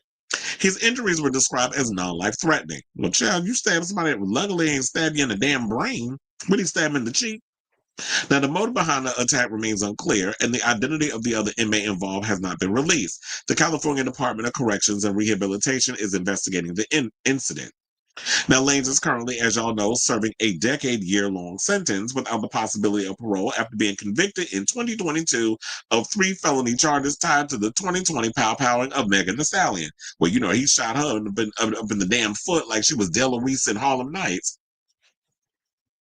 Now, Lanez is currently serving. Oh, wait, I just read that after that damn read I just did. But anyway, The charges include assault with a semi-automatic firearm, carrying a loaded unregistered firearm in a vehicle, and discharging a firearm with gross negligence. The pow-powing took place in July of 2020 following a party at that old other car trashy and whore's house, Kylie Jenner, in Los Angeles. Now, Megan Thee Stallion, whose real name y'all know is Megan Pete, testified that Lanez pow-powed her in the foot after an argument in the vehicle. Because apparently the rumor was that Kylie was trying to back that ass up on Tory Lanez, and Miss Megan didn't like it. Now, Tory Lanez has reportedly claimed he was wrongfully convicted and has maintained his innocence since the trial. He was sentenced in August of 2023 and has been housed at a Tehachapi facility since then. So they said that at the moment he is stable. And I still don't understand how Tory is out here maintaining his innocence. So who did it? Was it Kelsey? Was it the security guard? Megan didn't take the gun and aim it at her own foot and pow. There was no gun residue on her hand. There's no evidence that the wound was self-inflicted. So it was clearly somebody, and the gun was yours. So, boy, if you don't get off my line with this mess. But yeah, that's the latest on this so far. I will definitely keep you guys abreast of the story as it develops. But yeah, at the same time, like, I'm not surprised that this story popped up, because I always just felt in my gut of guts that it was only a matter of time before something like this actually happened with him up in the jail, because he ain't gonna go 10 years just, smooth sailing. And I'm sure we'll find out what transpired. Like, did he get into like, was there a back and forth of words with the inmate, or did the inmate just kind of see him and just be like, well, I just don't like your vibe, I don't like what you're about, so I'm gonna just roll up on this dude to basically, get some cool points? Because when it's in jail, there will be people that will try to test you, so that way they get some kind of bragging rights or points of like, oh, yeah, don't F with that ninja because he in jail, all this stuff, because he rolled up on a celebrity and stabbed him up. So I'll definitely keep you guys abreast of this. So, it's always about my cheese on bragging rights and stuff up in jail. So, yeah, I'll let you know. I'll definitely keep you guys abreast of the story. So let me know what your thoughts are on this story in the comments down below. I took a psychology class in high school and did a project on Kurt Cobain. Kanye needs to be in a mental asylum and a conservatorship. One of the padded rooms would do solitary confinement for the rest of his life. You said, oh, well, he and his minions didn't feel no ways when he shot Megan Foot, so I don't feel any type of ways. Okay. He had it coming. He had it coming. He only has himself to blame. And then he'll be there, and you will see it. When we get in trouble for singing Chicago, I do love that song, though. Okay, but anyway, speaking of songs, let's talk about Madonna, who basically, apparently this morning, I was not expecting this on my bingo card, but it looks like she's got a limited series with the Netflix in current development with none other than Shawn Levy. And funny enough, I was talking about this the other day, but I'll bring it up in this video because it was like an off-topic situation. But Shawn Levy, I was like, when did I see him before? I forgot. Once upon a time, Shawn Levy, before he became like this director, producer, behind-the-scenes guy, he was an actor. He was in this horrible-ass movie, but back in the day, I used to love it. Back in the 80s, it was like real campy.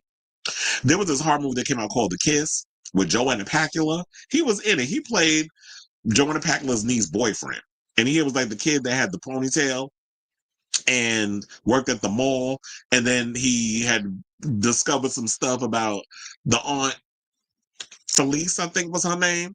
And then she did some little spell and killed him and had him run over by a damn 18-wheeler. The movie was crazy. I saw it. It's on YouTube if y'all want to refresh your memory on that movie if you've never seen it. But yeah, Shawn Levy was in that movie because I'm looking at him like, why he look familiar? Then I read the credits. And then it was Shawn Levy. So yeah, once upon a time he was an actor. But anyway, getting into this story, it says global music superstar Madonna has partnered with global streamer Netflix to tell her story. A limited series about her life in music is in early development at Netflix with Madonna and Shawn Levy, who's 21 laps. Excuse me, has an exclusive TV overall deal at the platform, executive producing. And this is according to Deadline, so shout out to them. Now, a rep for Netflix declined comment. The duo have been discussing the project for a while, probably around the time when when he did Deadpool and Wolverine, because remember, Madonna was at the premiere Hence why we see this picture of her with Shawn Levy on the far left, alongside that old queen. Well, take your pick with which queen I'm talking about. I could be talking about Ryan Reynolds or Hugh Jackman, or man, I might be talking about both. But yeah, so she took that picture. So that's probably around the time when she went to the Deadpool and Wolverine premiere, and they probably was some business deals being talked about because this has been consistent delays. We're still waiting on the biopic. We saw that at one point Madonna was writing the script for the biopic. We don't know what's still going on with that. According to the report, Julia Garner is still attached to play the Emmy, three-time Emmy Award winner. I should point out Julia Garner is still in talks of playing the Queen of Pop. And I like Julia Garner. I'm looking forward to all the other movies she has coming out, especially Weapons. I'm really looking forward to seeing that movie when it comes out in August. And I've been a Julia Garner fan since she did Ozark. So, and then Inventing Anna and a bunch of other stuff. So now they said it is the early days of development for the series, so it is unclear yet which period in Madonna's decade-spanning career it will focus on. Still, Garner has remained engaged. She famously appeared alongside Madonna on stage at the Singer Celebration Tour in December of 2023, and they hear that the star will most likely play Madonna, subject of availability, as she doesn't have a deal. And it's like they need to figure that out because Julia is about to be busy. Remember, she is also in Fantastic Four. She's playing the Silver Surfer. So she's pretty busy, and you want to lock her down in a situation. So I feel like they need to figure it out. Now, I've been hearing rumors that some people feel like it's a documentary. It has not been confirmed by any of the trades that it may be a documentary, but I do feel like they did say that it's too early to tell whether she will be involved in the writing. She did co-write the proposed feature. But I've also said this. I know she wants to put it on the big screen. I know she wants that deal similar to like with, Michael Jackson, whatever the case is. However, we've been hearing rumors that the Michael Jackson movie is going to be split into two parts. And I don't know, based off of I'm hearing the movie for Michael is good based on what they shot so far. But they have to reshoot the third act because of the whole incident that happened with the molestation situation with one of I think it was Jordan Chandler. His story that apparently there was a part of a deal where Michael paid him some money and that his story cannot be told in cinematic form. There is a gag order on that situation. So they got to go in and reshoot everything because apparently the people that work behind the scenes missed that memo. So she wants a deal, and it's like Madonna's career spans 4 decades. How do you judge that down in 2 hours? I feel like you could do that with Michael, because quiet as it's kept, Michael's music after a while got a little repetitive. And it's not really like you could stretch that out where it needs to be a full miniseries. There's so many eras and so many things that happen in Madonna's career. In my opinion, I look at it as like Madonna's career definitely deserves a series. I know she's all about the Oscar and all this stuff, and I know she's still mad because she screwed that Oscar opportunity up with the whole Masterpiece song, where that didn't get ushered in on time. Hence, why that song wasn't able to get the nomination. Not necessarily meaning it would have won, but for the most part, she missed that window. And I know she wants all these awards, but look, you can't you can't put a gun to somebody's head and be like, give me an Oscar, because you could put this movie out and the Oscars could still ignore the fact that this movie could get nominated and possibly win or whatever the case is. Same thing with Wicked. Like, I understand that everybody jumping on this trend, and the way that Wicked ended is like, okay, it's cute or whatever. It definitely warrants a 2-parter. So that works. But Michael, I'm like, I don't know if I want to wait months for, or a year to watch a part 1 and a part 2. I don't care enough. I just like, give me the one damn movie. I'll sit and I'll watch it and I'll keep it moving. Y'all can make that movie damn near 3 hours. I think it will be fine. And that would be enough in my opinion. Madonna's career spans so much that I feel like a Netflix idea definitely makes sense. And so I like this idea. So now they're saying documentary or whatever the case is. We'll find out, I guess, more as it develops on what this deal entails once it becomes official. But the major trades are talking about it. Hollywood Reporter, Deadline, Variety, they're speaking all on this. But I'm definitely going to keep abreast of this as it develops, so that way I can bring you more information on what exactly is it. Is it a docuseries? Is it a like of old footage and all this other stuff? Or is it a scripted series? Me personally, I think that it should be a scripted series with Netflix. And then again, If they could nominate that horrible ass movie, Amelia Perez, for a damn Oscar, because they released it in the movies briefly, they could do the same thing with Madonna's biopic. I don't know if they would show the whole series, but I could definitely be like, show the first 2 episodes and you just watch the rest on TV when you get home. So I was trying to see if there was any more they wanted to add. So there, oh yeah. So then we have, because I forgot to bring this up, we have this picture. This is the picture that Madonna posted with her and Julia Garner back then. And it said, yes, and I should point this out because, you know, some people out here are just so excited that they allegedly got more numbers and more people to show up at, you know, the Rio concert at the Copacabana Beach. So yeah, certified the best-selling female music artist in history, which is something that other singer won't be able to accomplish. Madonna has sold 400 million records worldwide and was included into the Rock and Roll Hall of Fame in 2008. Her impact on society and pop culture has gone beyond her influence in the music industry as a revolutionary pop star who challenged sexism to redefine what it means to be a powerful woman in the field, which many of her contemporaries have followed that blueprint since then. Fearless and provocative, the Like a Virgin singer has been outspoken on women's rights and sexuality, pushing boundaries and challenging societal norms, a strong advocate of the Libidiqua community.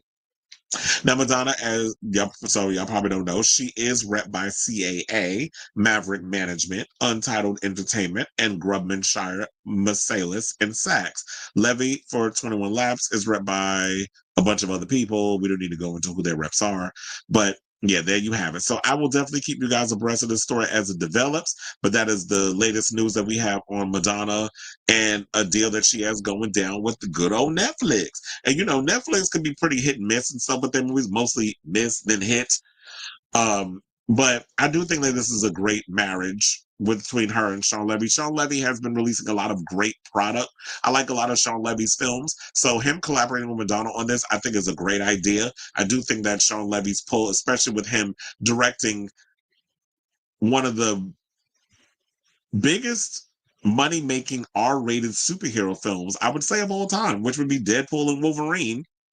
He's got a pretty big pull and a lot of cachet. So I definitely think that he can get this ball rolling a lot faster than Madonna could on her own. So better her doing it with Netflix and annoying ass Universal, who just seemed like they was playing games when it came to her. So as long as she doesn't sabotage and stays out of the way and kind of just offer some input, but don't try to be a control freak in this situation, I think we can get this ball rolling. We can get something possibly on the big screen or on Netflix by 2026. So I say all this to say, what do you guys think of this story? Whatever your thoughts are on Madonna's deal, early development deal at Netflix, possibly a limited series, hopefully scripted and not a documentary style program. Let me know what you guys think of this story in the comments down below.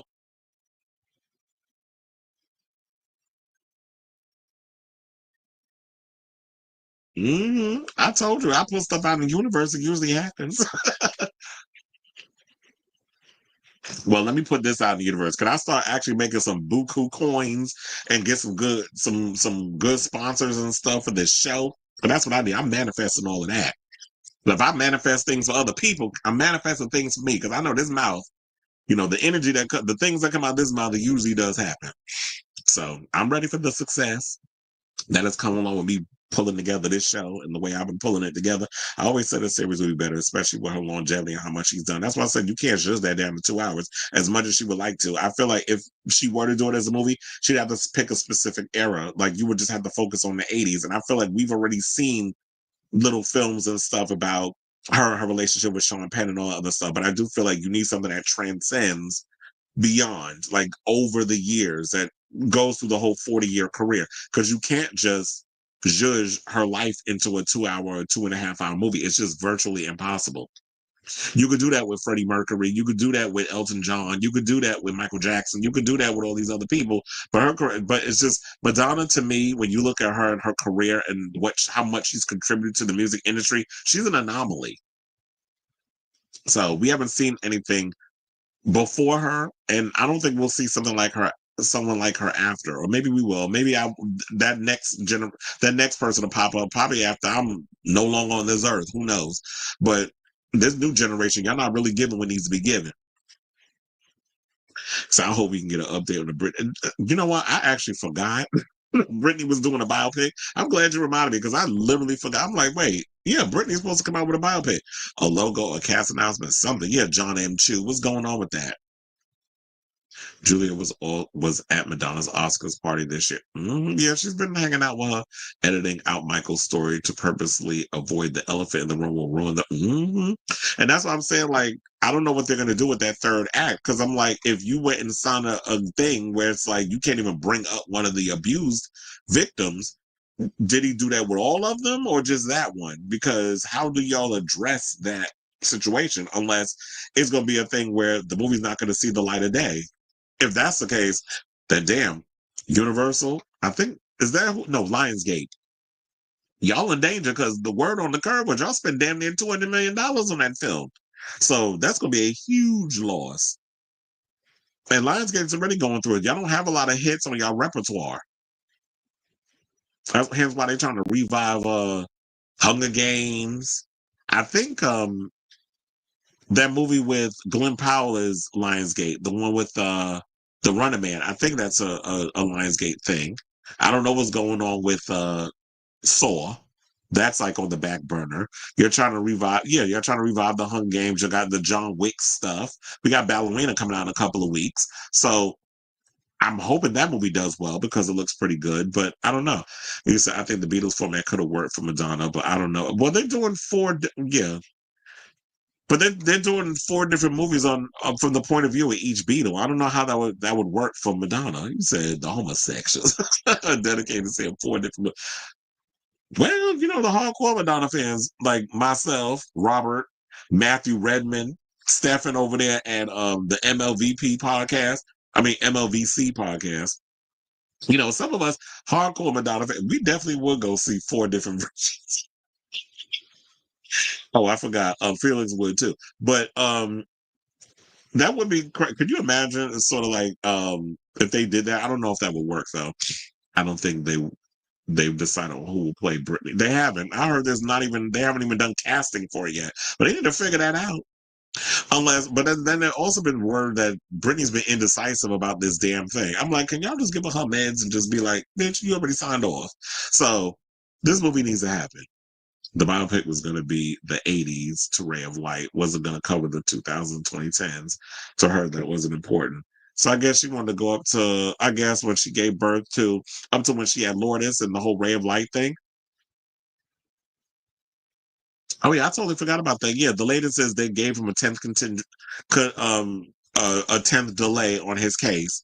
So that came out, I think, over the weekend because I'm like, yeah, y'all forgot to bring that up. That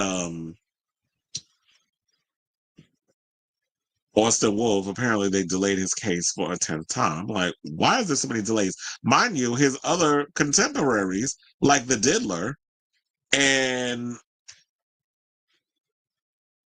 I was like, what was the website? Oh, Pride. I was like the Diddler and Luigi Mangione, they already got their date set. Why is it taking y'all so long?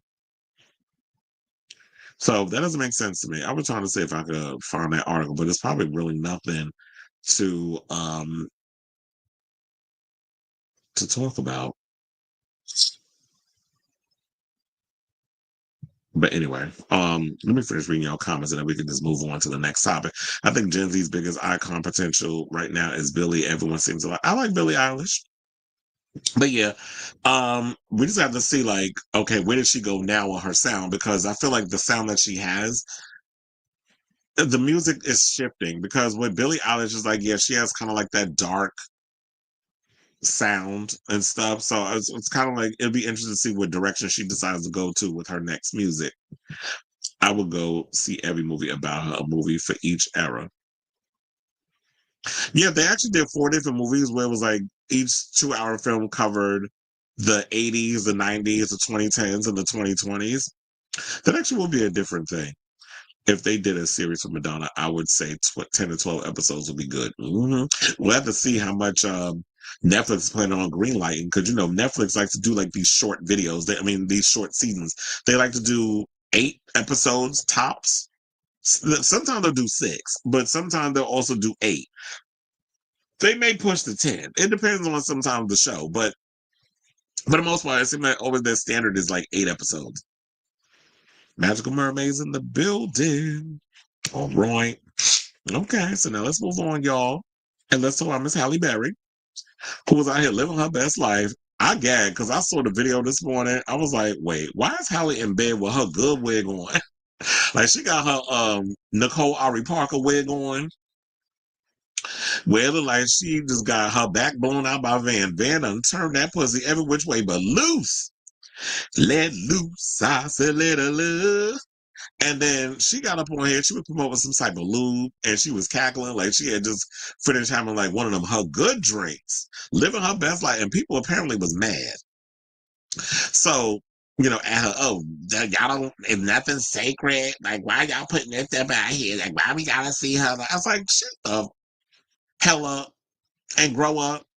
We're all adults, we all fuck, like relax. So this the 58-year-old Oscar winner took the IG on Mother's Day Sunday to share a video of her laying butt naked in the bed with equally new musician boyfriend Van Hunt, as she had a bottle of lubricant in her hand. She making sure that pussy is moist. And they said Halle made some not so subtle references that the couple were about to have some relations. But she said, so I told her how my day started, how my Mother's Day started, and now I'm going to tell y'all about, I'm not going to show you, I'm going to tell you how Mother's Day is going to end. Ain't that right, babe? And he giggling. So I do have the video, because I thought it'd be entertaining to bring up a video. We're not going to see her saying, make me feel good, make me feel good. Remember that from Monsters Ball? Where she was getting her back blown out, pretending wise with Billy Bob Thornton. So yeah, she ain't gonna say that, but I got the clip, so let's hear what she gotta say, then we'll come back. Oh, showed y'all how my day started, how my Mother's Day started. And now I'm gonna tell you about, I'm not gonna show you, I'm gonna tell you about how my Mother's Day is gonna end. Ain't that right, man? Yes. I wish you hurry up too. First of all, we got our Let's Spin, because Let's Spin just came out in this cute little travel size. And so since we're in Cannes, France, I traveled with it for the first time. And we're about to give it a spin. You about to Cannes with Van.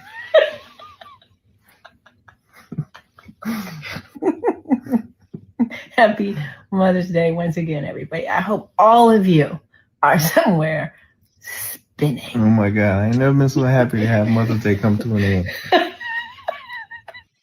Yeah, in the words of Chris Rock, it's spinning, it's spinning, it's spinning, it's spinning. Remember when he said it's spinning? They're gonna give it a spin. And I'm wondering if that lube, is she a sponsor of that? Because I normally don't see like would celebrities of Halle's caliber be up on social media talking about this special type of lubrication that she about to give a spin to. And I'm like, you better work, Miss Mama, that you're about to give that a whirl. Give it a twirl. Do your thing on the runway. In the words of Miss Mama Ru. So, yeah. So, for those of y'all who are not familiar, she does have a 17-year-old daughter. And damn, she's 17 already. I remember when she was little. Because I told y'all that story one time when I lived in when I lived in LA. That was a couple of years ago. And then I was at the mall out in Century City, and how this is around the time when she did John Wick Parabellum, and she was in front of me, and then there was a little girl next to her, and I'm sitting there like, is that Halle Berry? I wasn't sure. Like, I don't want to be running up on people, because then, she just learned that all them fight scenes in that movie, and I didn't want her to whoop my ass. So I stayed and kept my distance. Even though I have done UFC stuff, but I wasn't trying to roll up on no celebrity. So I stood a couple of feet behind, and I'm just walking, acting like I'm minding my business, like I'm in New York, like we don't care about celebrities and stuff out here. And I would see people from the opposite direction walking past, and when they would walk past her and they would look back, I was like, okay, that is Halle. And so when I'm outside ready to like go home or whatever, I'm seeing her off on the side. She ran into a friend of hers, and she had Nala with her, and she was a little girl. I'm like, damn, time really flies. She had been about 11. Yeah, she had been about 10 or 11 years old at the time. But yeah, so Nala's 17. And that she has with Gabriel Aubrey, the ex that she used to have getting with. Remember when Olivier Martinez, her ex-husband, went and threw them bowls and gave him a black eye when he was like, I guess was dropping the kid off. There was some child, Halle was a mess. So she's come a long way in regards to her relationship. But she seemed like she's in good standing with Van, because you don't hear no craziness going on with him. It's always Halle with Gabriel, but most recently, Olivier. Yeah, she having issues with. So yeah, now but her son Maceo Robert Martinez is 11. So I don't feel no craziness about this whole situation. So you had people, so one person said she gonna be pissed when she sober up. Another person said that's her lube. Oh, they said that's her lube brand, y'all. She always promoted it in funny ways. So I guess she does. She is promoting because I was like, any other time these celebrities do not be coming out just um promoting something, being like, you know what, this is something I use in my downtime, and I swear to y'all, it worked. Usually, the only time they come out and they do something, they, it's not because it's out of the kindness of their heart. There's always got to be some monetary situation behind it. But it's good to know that, yeah, I knew I wasn't bugging. This is something that she is making coins off of. Another person said, I can't wait to get old and don't give a F no more. Another person said, what the Halle Berry? Another person said, finally got a brother, LOL, now she cutting up. Don't do that. Because first of all, it's like, I hate when y'all think like just because somebody's with somebody black, that all of a sudden they feel like they can relax and be themselves. They always got to bring some race into some mess. Another person said, this feels like I'm in grown folk business. And another person, she out of breath. I think somebody already got clapped. Or it could have just been like, she been in the bed. Oh, somebody said, Halle high as a giraffe's ass. Another person said, all I can hear is, I want you to make me feel better, make me feel good. Bitch. Now you up in here quoting the same damn line that I used when it was like the quote from Monsters Ball. But when it comes to the homosexuals, great minds think alike. Want to make me feel good, make me feel good. Remember when she said that? Well, look. If it's Mother's Day and she, having a good time with her man, I think she was just sauce because they probably was eating, drinking a lot of wine. It's probably just her and him out there. The kids is off, God knows where, with God knows who, probably with the nannies or probably with their damn parent. But Halle out here living her best life, as I said, in her good old Nicole Ari Parker wig, and living her best life. Because that do look like the same type of wig that we see Nicole Ari Parker wearing. Shout out to her. I do love me some Nicole Ari Parker. But then that's not the only thing, because apparently people was getting all upset, not only with this, because I saw on the white blogs like TMZ when they was whatever. I'm like, please, y'all spread y'all legs for far less. So I don't know what you get mad at, the fact that Halle Berry out here, a grown ass woman pushing 60, still look good than some of y'all ever will in your damn lifetime, and is living her damn best life. She's in her IDGAF era, and excuse me, I don't feel no ways upset about it. You do you. But apparently, excuse me, this damn cold is kicking my behind. People had problems with her in this album because it was like, it was revealing but not really revealing, because they feel like you could see her coochie. And it's like, no, you can't. There's no stripe down in between her legs was placed in the right spot. So people, they were talking about, fans was horrified as she went underwear free on the red carpet. The model, modeled. First of all, this is why I keep saying with Daily Mail, I really feel like y'all use AI when y'all writing your articles, or y'all just fail to proofread. Because what is the modeled a plunging? You could have probably put the actress, the Oscar-winning actress, by the way, modeled a plunging, beaded black and sheer striped Laquan Smith gown, but risked a major wardrobe malfunction every time she moved due to her lack of lingerie. Well, first of all, I'm sure that she put the outfit on, they knew that based on what she was wearing, there was not going to be a wardrobe malfunction. Trust and believe, they think about all this before they walk down these damn red carpets. Parts of her midriff and crotch were exposed in the daring ensemble, which she teamed with a cropped black blazer and shoulder pads. The Catwoman actress wasn't the only star daring to bear. Now, White Lotus star Lisa exposed her underwear. Kim Kardashian showed off her curves. Well, what else you gonna show? And Sabrina Carpenter and Jenna Ortega opted for no pant ensembles. Now, Halle gave guests and viewers at home a further eyeful with her ample cleavage, this, that, and the other. And then, some people was up in the comments and said the following. They were like, Halle Berry's outfit was disgraceful. You could see her pubic area. Oh, really? Because, hold on, I do think I have a closer photo. You can't really see her pubic area. Relax. Another person said, no, Halle Berry, you dropped the ball. Another person said, Halle, my girl, I expected more from you. We get it. The body is bodying, but you have aged, and you have aged like fine wine, but this is not the move.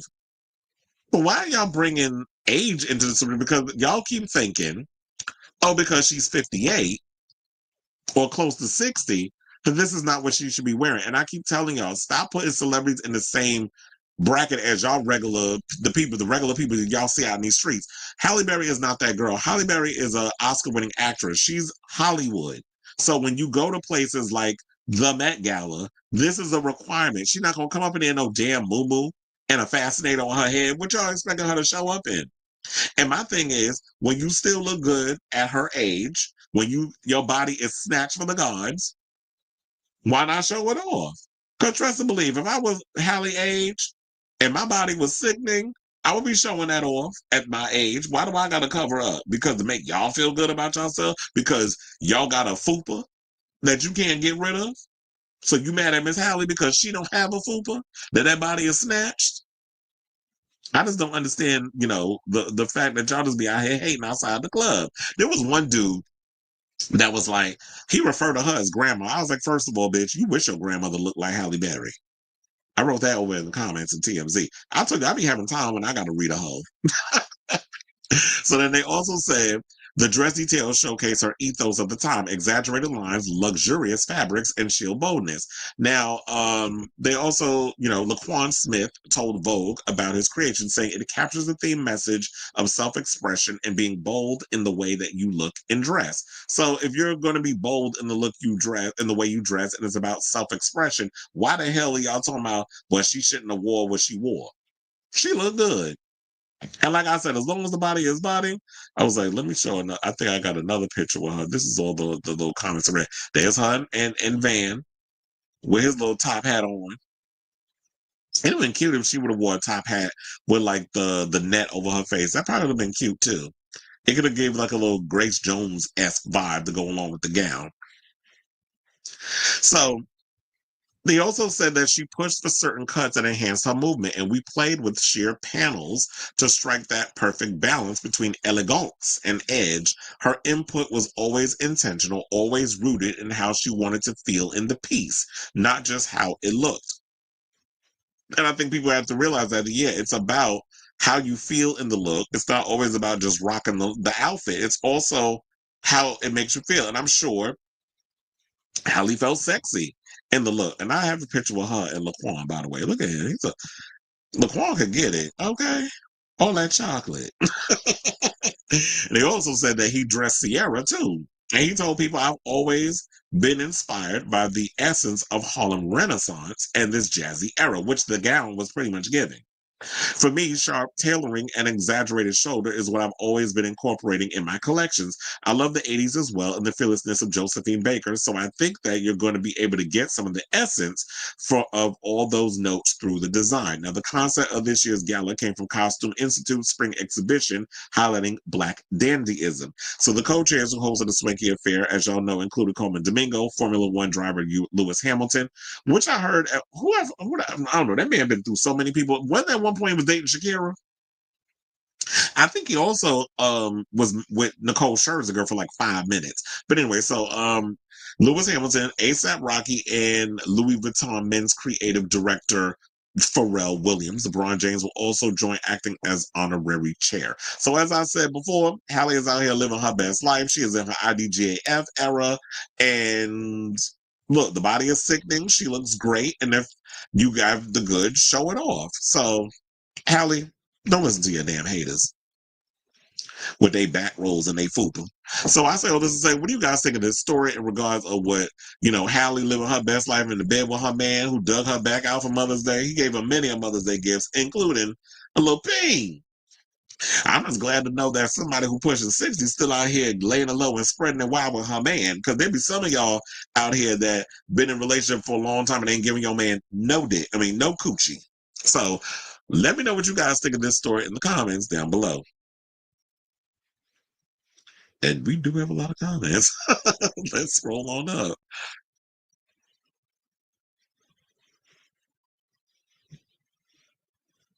Austin Wolf gets tons of prison credit per day in jail. 1 day counts as 3 hours. Yeah. Well, if he's thinking that he's going to stretch this out and keep from postponing just because he think that him being in jail for all this time is going to excuse him from, that's going to cut off, his prison time. the stunts and shows. I tell you, the gays, the one thing the homosexuals is good at is pulling a stunt. And this still just seem like to me, because it don't make no damn sense how you keep postponing. Like, y'all should have had y'all mess together, unless you ran out of money and your attorneys don't know what the hell they doing. I saw a series on Celia Cruz which was 80 episodes. They had it on Netflix. Oh, I don't think I ever saw that.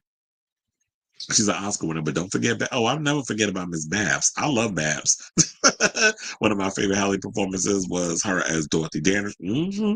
I definitely love. That's why I didn't mind the outfit in that whole thing, because she's kind of played into. She's done movies where dandyism comes into it. So her wearing that gown, I was just like, yeah, she's kind of giving that whole Renaissance era, the whole dandyism thing. But of course, people with their ageism, and that's what I feel like the comments was rooted in. Y'all didn't want to say it, but I can read between the lines, especially with some of the stuff that y'all was saying in them comments. You look good at your way. You being messy to my some Cloud Atlas. I did love that too. Mind you, they were covered up underneath the sheets. I don't know why. That's what I'm saying. It ain't like a damn titties was out, which we seen them boobs twice. Once in Monsters Ball, and then she did what was the movie with Hugh Jackman that she did when she was like topless in one scene? I forget what the name of the movie was, but yeah, she showed her boobs. So we said we know what Halle titties look like. Also, the call where she played. I remember that movie. Never saw it, but I do remember that movie.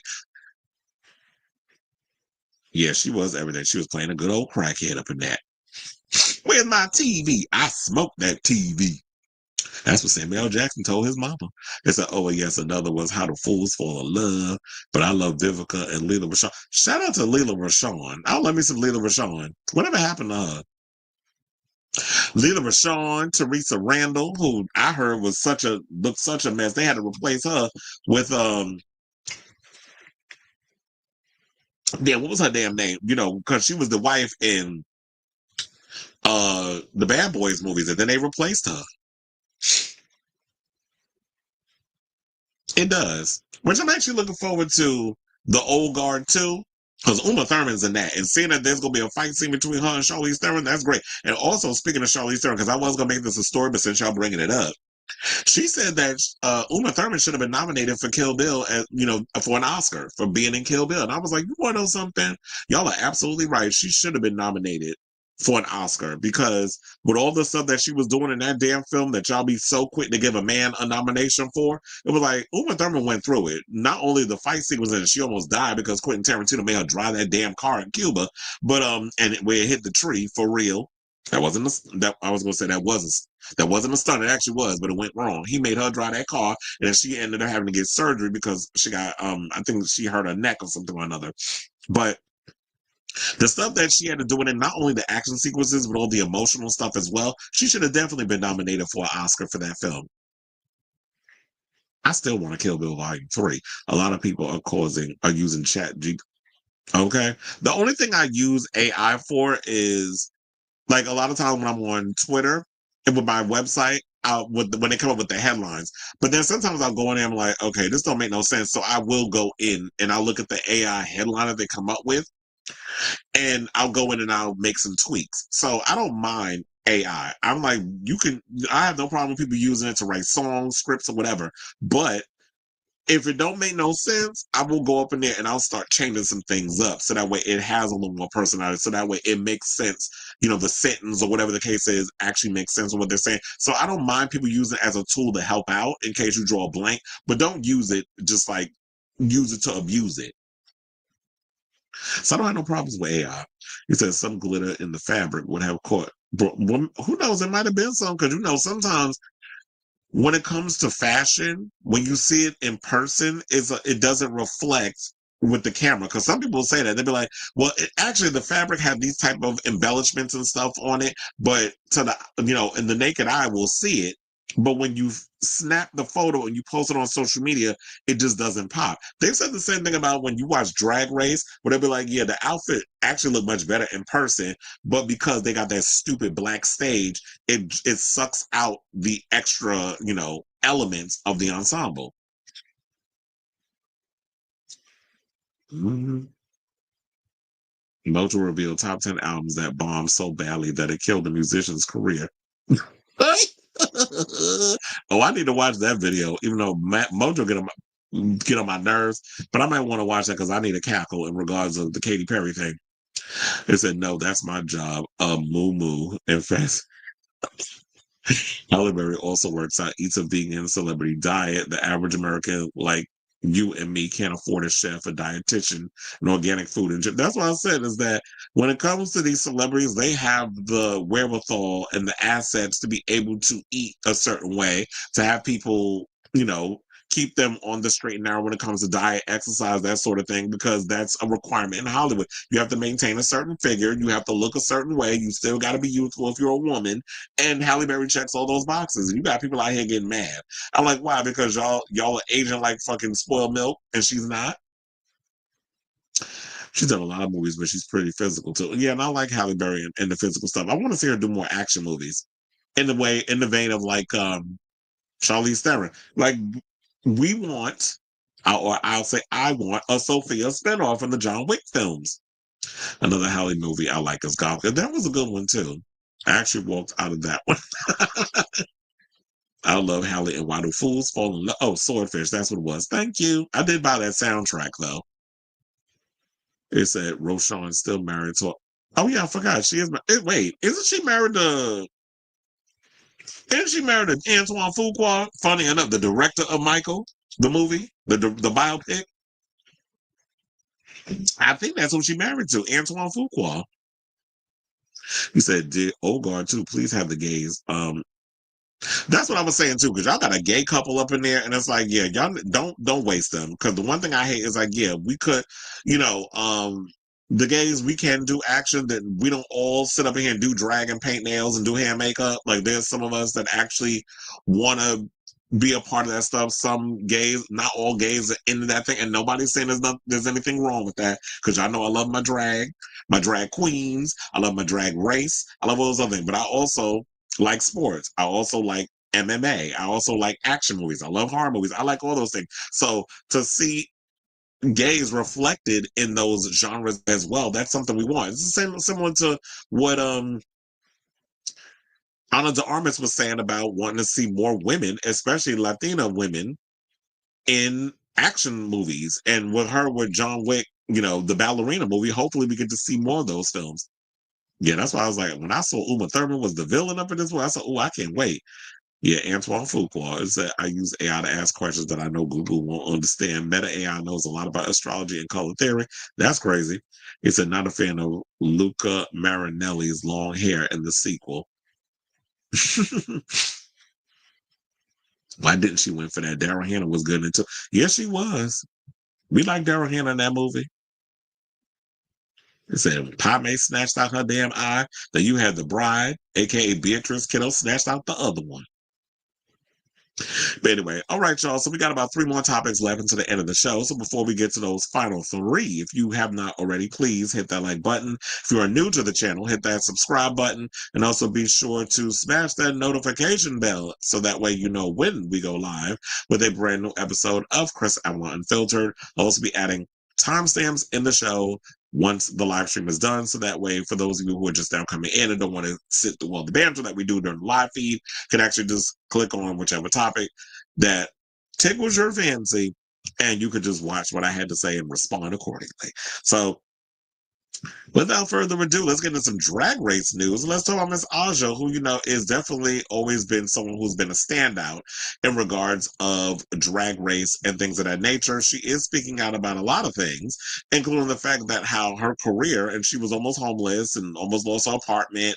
And, people were spreading rumors in regards of her saying that she doesn't identify as a drag queen because she was going through trying to, I guess, come to terms with being a drag performer, and also her trans identity, which I think a lot of times people of Aja's generation were still trying to wrap their head around that, which I think for most people who probably don't even realize this, but there are a lot of trans women who do drag. Even before there was Drag Race, I used to see trans women who would get out there at the clubs, particularly Esquilita, that I used to always go to. That was like my awakening when in New York, because it was a urban club where I got to see people like me. You get those homo thugs, the butch queens, the black and Latinos from Brooklyn, especially, or the Bronx, and we were all just coming together in every nation, down to the Esquilita in Midtown Manhattan. Child, I would be up in there and it'd be like 20 degrees outside. I would have barely any clothes on going up in the club. I can't do that now. But back in the day, I used to feel like I was made of titanium. You couldn't tell me nothing. And I was trying to find me a man. That was back in my bottoming days. But nevertheless, back in those days, I would see a lot of the trans, like Karen Covergirl, so many of the other girls who will come down and they would have like full on boobs. They would have the gowns and the beads. Like they would give you that Dorian Corey drag, the showgirl type stuff. And you would see that, I would see those stuff like that. And I used to think those were like women that was up in there performing and stuff. Or it was just shocking to me to see that there were trans women that were doing the performance of. So it just all seemed normal to me in that whole context. So hearing that now with social media and stuff, that people are shocked that you can't also be a trans woman, but also a drag queen. So she revealed that we haven't, in regards to like the past 2 episodes that premiered, we ain't seen nothing yet regarding the drama from future episodes of All Stars 10. So now, shout out to Entertainment Weekly because they did an interview with her. So Aja, as y'all know, is back for All Stars 10 in more ways than one, with Friday's premiere proving that she's not only perfect, beautiful, and looks like Linda Evangelista, but she's also hitting the main stage with her competitive fire fully reignited. In a post-show interview with EW, the New York City Queen discussed her reaction to returning after a tumultuous period of personal evolution and amid 3 seasons of competition, which also included a pair of Pokemon-inspired runway looks and a dazzling lip sync against season 15's Irene the Alien. Now, Aja also dishes on her post-All-Stars 3 transformation, her clash with Irene and herself, and what she meant when she referred to All Stars 10's sister Lydia Boho Collins as Lydia Backdoor Collins and Lydia Backyardigans de la Cruz. What she was saying with that, because I didn't put that in the article, but it is on the EW website, she said that she said all of that because it was like she was trying to come up with a clever little name and she was giving spicy Latina. That's why she came up with Lydia Backyardigans de la Cruz. And I think Lydia Backdoor Collins, that's like a play on butthole and stuff, and her being in a relationship, of course, with Corey. So it's like, it's just a play on stuff. And I think Corey even started using the whole Backdoor Collins name and the De La Cruz name and stuff on the website. Excuse me. Now, here's what she had to say on the fight between her and Irene, whether or not it was real or dramatized. She said the world may never know. Bosco was clearly confused as well. I think we were just joking around. One thing I love is a real drag queen. Someone has been in a lot of dressing rooms, talking a lot of ish, and doesn't hold back or filter themselves. I had so much fun bantering with Irene. It made me like her. You look like a lesbian out of drag and have a nasty mouth. We should be besties. Then there was another on if she thinks the fandom is too sensitive with their reactions to clashes. And yeah, she said if the fandom is too sensitive, they might want to be careful how they read the rest of how they tread with the rest of the season. That was light work compared to some of the stuff that happens later. We shall see. And then, so yeah, I do agree that a lot of times people do focus way too much on if the queens and stuff are bantering back and forth. Oh, they get mad because, Aja is going at their fave, and they don't like the fact when you have a woman of color who is very mouthy or someone would seem aggressive or whatever. But that's just us in New York. If you a Banji girl, Banji boy, whatever, if you're from New York, a lot of especially if you're from the hood and you are homosexual or you're part of the Levitical community, your energy, your tone, the way we are, we have to have that thick skin. We come aggressive in that way. It ain't like we mean any harm by it, but our vibe, our energy, our tone is very aggressive. So a lot of times when people in Middle America are watching a show like Drag Race, they're not understanding Aja and her demeanor and her energy and stuff. But that's like, I know many girls that are like Aja, or I understand that world because as someone who was coming up in, the world of being queer and a person of color, I understand that world where she comes from. So, and that it's a known thing that it's a term of endearment when drag queens are in the dressing room backstage, and they mess around with each other. They go back and forth and curse each other out. It's coming from a place of love. It's not like they real serious about it. Although y'all was real quiet, I'm sure, when Bosco was getting into it with Olivia. And we finally got to see that side of Olivia that I knew Olivia had in her, but because during her season she was self-producing, she wasn't going to come out and show y'all her real self. Now she comfortable. Now she coming out showing her real self. But Bosco was starting her mess, and I'm sure y'all didn't come at her the same way y'all coming at Aja going in with Irene. But I like Irene because Irene messy. And I liked Irene ever since her first season. That's why I was kind of mad that she went home first. I mean, I get the little Ice Cube thing was stupid, but for the most part, I saw the potential in her in that first episode. So I did think that her season, that it was very premature. I was like, quiet as a scared. They should have sent born ass Amethyst home first. But y'all did what y'all did. It is what it is. And now we see Irene basically excelling in a lot of the challenges. She's showing that she is a force to be reckoned with, which I knew from the beginning that the potential was there. It was just, just didn't work out the way it worked out. She also talked about how she lost gigs because she stopped referring to herself as a drag artist and said, I made the decision to stop referring to myself as a drag artist because I had a hard time navigating my gender identity. I needed to see what was a performance and what was really me. In the process of discovering I was trans, people spread rumors. People said that Aja hates Drag Race and Aja quit drag to become a rapper. None of that was right. That news spread like wildfire. The next thing, nobody wanted to book me. Everybody had this idea that I was difficult, bitchy, that I was a difficult, bitchy monster.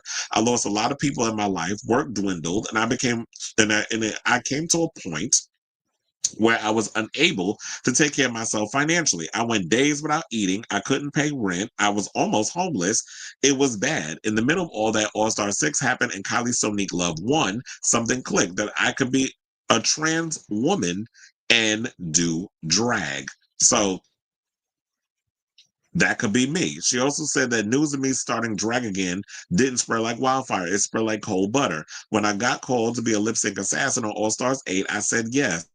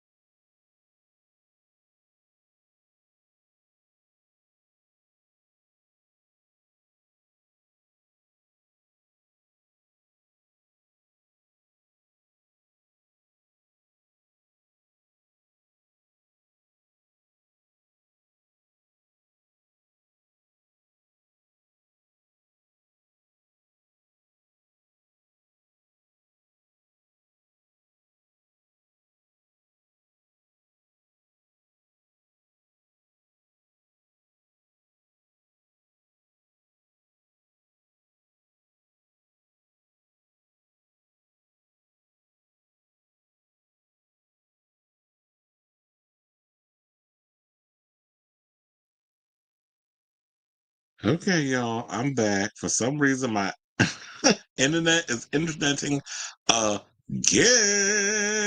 This is annoying. But anyway, let's get back into the topic. I'm probably just gonna have to start from the damn beginning because I don't even know where I left off.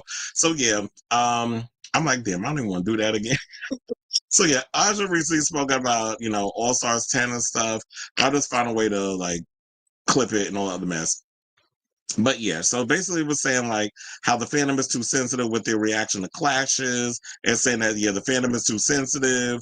Basically, you might want to be careful about how they tread about the rest of the season because it gets a whole lot crazier with some of the stuff that's being said.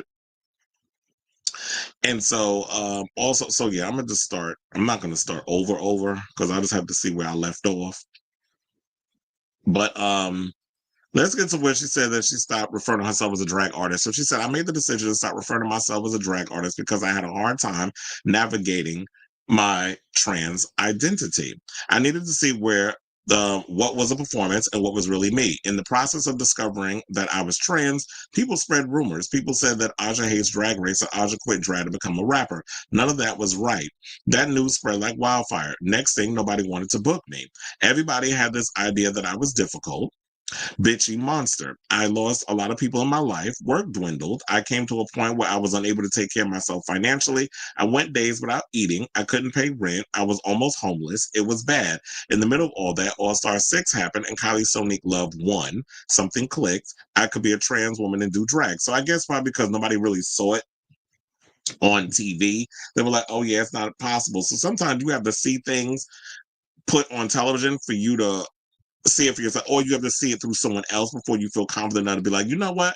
If this person could do it and win a season, then I could do it as well. So she said, news of me started dragging again didn't spread like wildfire. It spread like cold butter.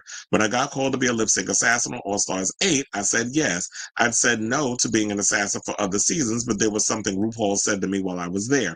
It was so genuine. No matter what you do, whether you do drag or not, this is your home and this is where you should be. When the time is right, you'll be here. That touched me. I needed to hear that in the moment, and it helped set the tone for what I wanted to do. And then she decided, because this is, I think, around the time when it cut, when people was out here trying to read her on her fashion sense. She said, the fans get so carried away saying stuff. I stumbled across a thread. They were talking about my looks, saying I had no fashion sense, and my looks are season. I go on their page, and they're literally wearing polyester. Everything I brought to All Stars 10 was a direct fashion reference off the runway. I wasn't playing with anything. I don't care who likes it or not. It's about me knowing I came affected, and whether that affected you in a good way or bad is none of my concern.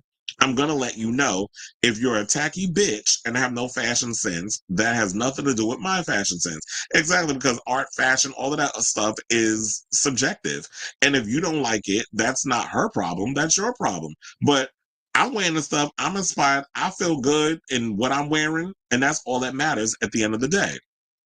She also gave her thoughts on Anitra after reading her for her Nogan skills during Drag Race season 15, because I believe that Irene revealed that Anitra and Aja are in good standing. So she said, it's true. My problem was the fan reaction. The iconic Leomi Maldonado, shout out to her because she is an icon, had mentioned the duck walk. It wasn't really in my taste, but what upset me is the fans attacked Leomi, one of my sisters. I was defending her, and in turn, I kind of started snatching up Anitra by accident.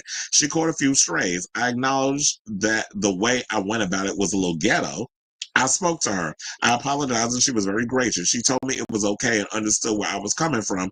That made me feel good, but I felt like an a-hole afterward. And I totally get that, because when you are somebody, what people need to realize, when you come from the ballroom world, a lot of that, people are real sensitive about the fact that a lot of times when it comes to ballroom, a lot of those inspirations are kind of taken and watered down by a lot of people in the industry. The only one that I really feel, there's been people like, when you look at FKA Twigs and a bunch of other girls, they do respect the ballroom and the dancing and the choreography and all those elements. But then you get someone out here that just be Nogan. And I feel like a lot of times, especially when it comes to RuPaul's Drag Race, there's been a lot of disrespect when it comes to ballroom culture. I get it that RuPaul likes to reference Paris is Burning, and don't get me wrong, Paris is Burning I've always considered, for me, is a quintessential gay Bible. So You know, and a lot of my friends knew a lot of those girls from that era, and we would sit and watch movies. They'd be like, and they're dead, and this person dead, and that person dead. And so I know that I have friends who knew a lot of those queens and would tell me stories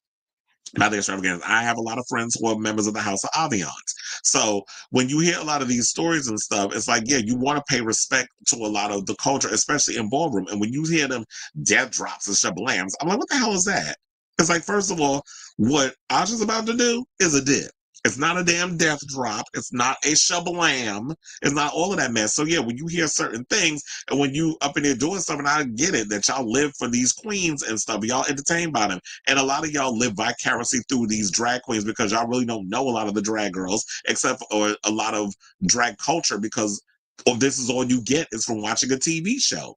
But I do feel like when you watch a show, it is kind of like your responsibility to really educate a lot of these people who aren't aware of certain things or what goes on in that world. So I get it. Where Leomi has no attachment to Drag Race, she's going to feel away because she is somebody who's from that world, who has put a lot of her blood, sweat, tears, and a lot of her knees and her back into a lot of the drag, and a lot of the ballroom culture and a lot of the stuff. So when y'all go out here and y'all start saying certain things, you start doing certain things, and she call it noggin when you up in here trying to vogue, but it's a nog, and she comments on it, y'all get mad at her. And I was just like, oh no, bitch, you're not going to come from my sister.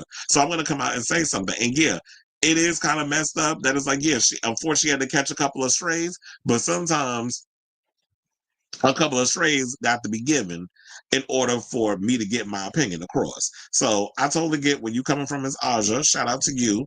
And I'm looking to see more, looking forward to seeing what more you're going to be bringing. Because I do feel like the top three that will make it to the semifinals, I've said this before, but I'm going to say it again. I think it's going to be Aja. I think it's going to be Irene. And it's going to be Bosco. Those are my top three that I see making it onto the semifinals. So I say all this to say, what do you guys think of this story regarding what Aja had to lay out in regards of what we could expect from All Stars 10, saying that there's a lot more craziness to come.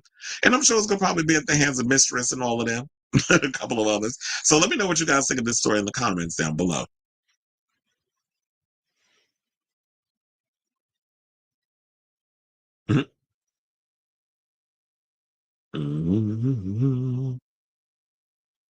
Wait, what's going on? Oh, you said, yeah, why didn't she win for that? Oh, yeah, we saw that already. Felix, I found many Casey Kasem vintage shows. Casey Kasem, shout out to him. Remember, Casey, before there was a Ryan Seacrest, there was a Casey Kasem. Fun to listen to vintage top 40 shows. I grew up listening to him. A lot of us did the weekly top 40 on the radio. Hannah was excellent, too. Also, going back makes you realize how good music was in the 80s and 90s. Speaking of 80s, yeah, I didn't even realize Andy Bell dropped a new solo album on Friday. So many shows on here. You just got to search them. Listen, I remember when Casey used to read letters. Yeah, I remember that too. Not Elimination Lopez implied that Jessica Wilde was asked to do All Star. Wait, so did she reveal this on Roscoe? Because I did. I recall. I think it came on at 7:00. That there was supposed to there was a Roscoe's episode coming out. If it wasn't the Jimbo show, she could have. That's what I don't know. I couldn't remember her damn name. Yeah, it was just because I was saying like I truly feel like they're gonna rig this to make for Ginger Minge to be the winner. And some people's like, I think Felix got into it with one of my Facebook people when it was somebody that because I was like, yeah, there's gonna be some rigor mortis because we've seen it happen. They rigged the season for Jimbo to win because she couldn't hack it over there in Canada. Same thing with Alyssa Edwards. Alyssa Edwards kept not winning her season, so they pretty much did a whole rigor mortis on the Global All Stars, which, child, that show was terrible. Not the estrogen invasion. I grew up around a lot of Banji girl. Banji! Mostly cis girls that didn't mind being around homosexuals, okay? When season 13 was airing right before All Star 6, she looked a mess. In that one interview where she was talking about drag as a form of expression for the fortunate, survival for others. Absolutely. Especially and I knew a lot of those girls, but the ones that was doing it for survival. Not everybody was doing it for because they loved the art of it all. There was some that was like, yeah, that was the only way that they could make money, especially if you were a trans person. Not back in the day, you wasn't seeing a lot of trans people getting regular jobs that could go in somewhere and get a regular job and where they could make, get a check every week or every 2 weeks. He said my Amazon arrived. Oh, because the internet was interneting. Exactly. My heart was not open because it was, not RuPaul was watching. Yep, I was frozen. Yeah, I heard she came out as bisexual, but then they said that she took the post down. So I don't know how authentic that was, or she was just like posting stuff for the sake of posting stuff. I already heard about who the top two might be. George's is one of them. I said, oh, that's what we doing? All right, y'all, let's move on. And that's about Miss DeJa Skye, who talking about she almost died due to her, extraneous weight loss surgery. So RuPaul's Drag Race star DeJa Skye is opening up about a harrowing chapter in her life, revealing she nearly died following complications from a weight loss surgery that led to her 60-pound loss. Is it just me, or does DeJa look like a black Shishi LaRue? When I was looking at her, I was like, she's giving me Shishi LaRue tease. Hold on, let me pull that picture up. There she is. She look good, though. So during Friday's 2-episode season 10 premiere on RuPaul's Drag Race All-Stars, a 34-year-old drag queen detailed undergoing weight loss surgery in 2023, recalling how she almost died after suffering severe complications. Now, she previously revealed that she underwent plastic surgery not in Mexico, in late 2023 and had liposuction and a tummy tuck. Why you can't go to the ones out in America? They're like, go to Dr. Miami. Y'all be going because y'all be wanting to save money.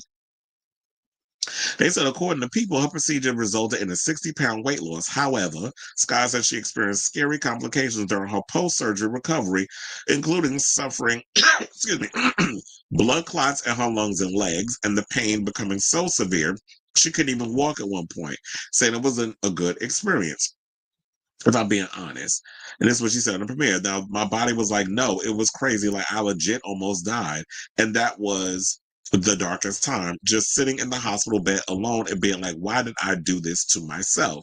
Now, look, a lot of times these girls don't be wanting to be happy. Like, look, they always sit up here and say, people get made fun of being fat and be like, oh yeah, I love being a big girl. I embrace being a big girl. But deep down inside, you already know like the gigs is going to dry up if y'all don't look a certain way. Hence why they trying to be busy out here rehabilitating Lizzo's image. I'm not buying it because she was just on the Breakfast Club earlier. So she's up on this whole thing about how she loved being a big girl. Now all of a sudden you lost all that weight and you trying to rehabilitate your image. We ain't forget about all the other stuff you allegedly did in the past.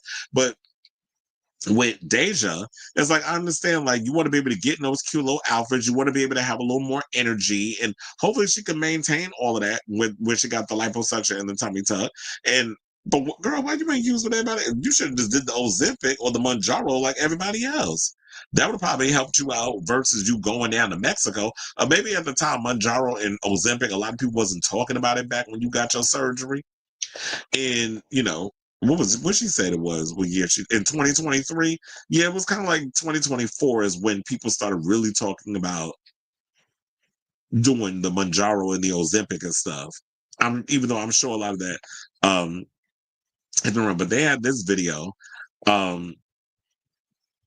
where they was talking about where she been, and this is like from 2024. And one person said that I just read your story on People. I too care far too much what others think. You're a survivor and an inspiration, and that's what I think it is too. That a lot of times these queens get insecure, and a lot of people get insecure. And they let, when people call them a fat bee and all this other stuff, that does dawn on you, and that does get in your head. And not only that, but DeJa also opened up about this. She said that she had a conversation with production, and I'm sure it's probably not just her, but she said she had a conversation with production saying that while I get the whole 2-episode premiere thing, and Paramount chose that direction because they realized that, yeah, 1 episode is not going to do it on their streaming service, so they want those ratings to be bumped up, so they put the 2 episodes. And I could totally understand it if it's a normal season or just like regular season of a drag race or something or another.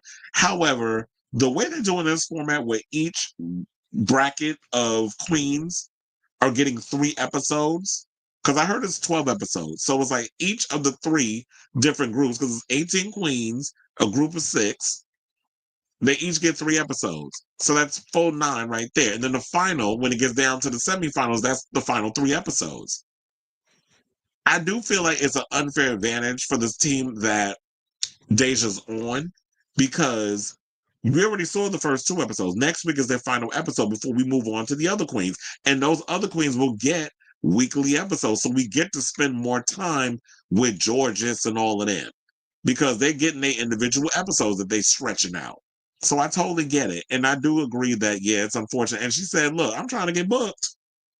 That they tend to book the girls for the clubs and all the other stuff when it gets down to the middle of the season. So DeJa, who of course a lot of times when she's kind of like one of those girls that, and it's no shade, one of those fade in the background type queens. Yeah, we get it. You got a great personality, all this stuff, but you are not somebody that is sort of a standout in regards of, you know, like a Aja, who will automatically get bookings, or a Irene Dubois, who gets the bookings, or Georges, or Mistress Isabel Brooks, or a Ginger Minj. Hence why a lot of these girls do come back on the show, because they want to remind you that they're still around.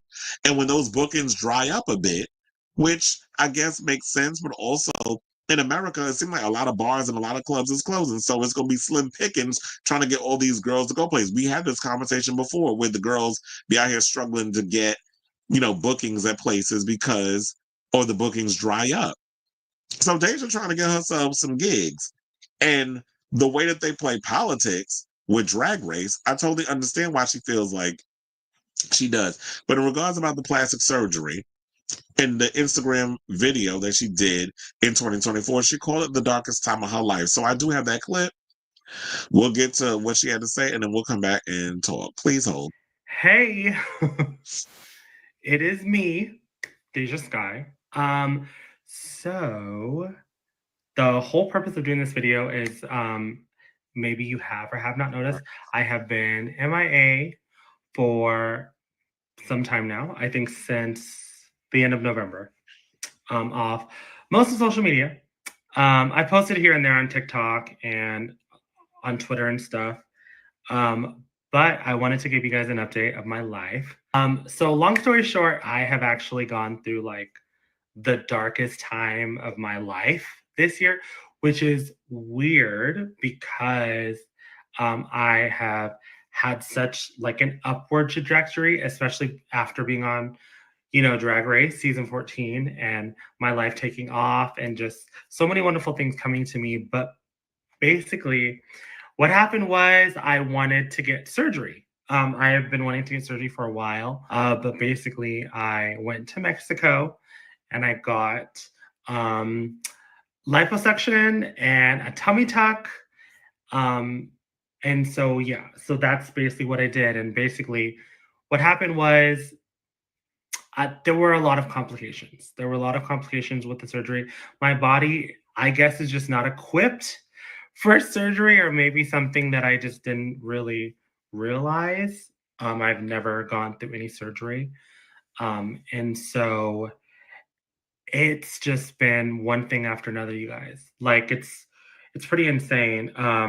Basically, after surgery, I had to go back to the hospital and get like 3 blood transfusions. I guess, like I was literally yellow. My skin was yellow. I had lost a lot of blood. So I had to get that. And then to me, it just feels like one thing after another continued to happen. I was in Mexico for about 2 weeks. And then I was released to come home. And then when I got home, it was more things. It was just like, I just couldn't catch a break, and I still can't. So after I got home, it was very slow and steady. That's the thing about not really the liposuction. It's more the tummy tuck. You're basically repairing muscle. You're cutting off skin. And so I'm still, you know, dealing with it. After that, I had to check myself into the ER because I was having a lot of pain and shortness of breath. And so they discovered that there were blood clots in my lungs and my legs, which were causing the pain. You guys, I literally couldn't even walk. Beforehand, I was able to walk. And then I remember one day I went to the bathroom, I think, and there was just pain in my leg. And, they put me on blood thinners. And so that's gone away. Thank you, whoever's up there or out there, probably a woman. Thank you. Rue, probably Rue. And so, yeah, so that pain went away, but now it's the recovery process of, my wounds still healing. I'm having stomach problems. There was a couple days that I was literally puking every 2 hours. Like, I wasn't eating anything. I think that day I just drank water and had like a cup of noodle, literally. So my body is just going through an insane amount of trauma. And most of you know what comes with trauma is I'm a Taurus and I tend to overthink a lot. And going through it alone was a really big struggle. I obviously had people that I communicated with, but physically going through it alone was a really big struggle, or still is a struggle. I feel better, but then it's like when I take a couple steps forward, then it's like a million steps back. Okay, so it gets pretty lengthy in regards. I just want to give y'all just enough so that way you can pretty much get the gist. But this is why I always say, like, you know what, when it comes down to any kind of surgery, surgery is a major thing, regardless whether it's plastic surgery or whatever the case is. Always get a second and a third opinion from different doctors. I understand that maybe you thought going down to Mexico, it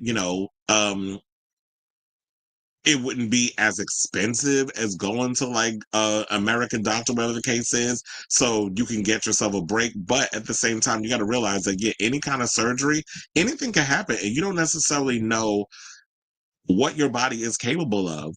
So there's some people who have strong recoveries, and then there's some people where it's just like you have a major surgery, like a liposuction and a tummy tuck. That's two things.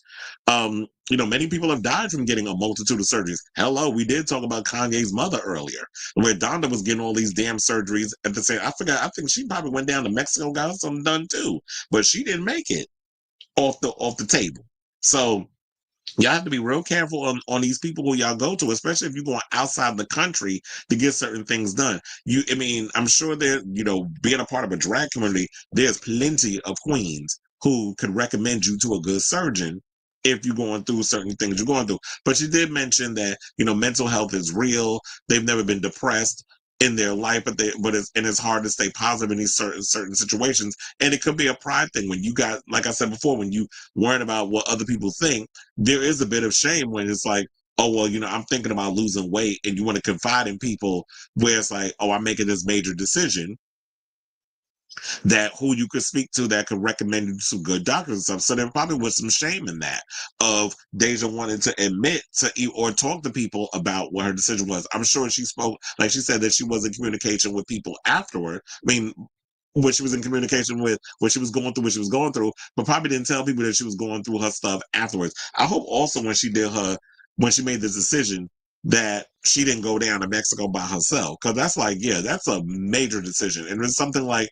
you've never been prone to having surgery. That is something relatively huge that you are jumping into. So I'm glad that you're feeling better now. I'm glad that we've seen you, on Drag Race, and you're basically letting us know what you went through. And I'm glad that you're in better terms, based off of what you have right now. So shout out to you, DeJa. We'll be rooting for you over there on the Drag Race. But I say all this to say, what do you guys think of this story regarding DeJa speaking out about her surgery stuff? Like I always tell y'all, just anybody in general, go to get multiple opinions. Don't just focus on the one and because your life is in the hands of these damn doctors. And you never know what these, stuff can happen. Like anything can happen. Not everybody is going to make it out alive when you go out and get surgery or something that drastic. So let me know what you guys think of this story in the comments down below.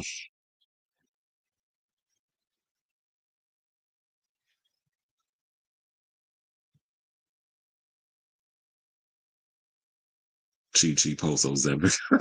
Not the spoiler. I've been avoiding them, but I also heard that she made it to the top 2, but wasn't sure if it was a joke or not. She's one of my favorites, so I'm not mad about it. Because everybody was expecting Georges to make it last season. Quiet as it's kept. I was really I think we all was. We was all expecting Roxy to win.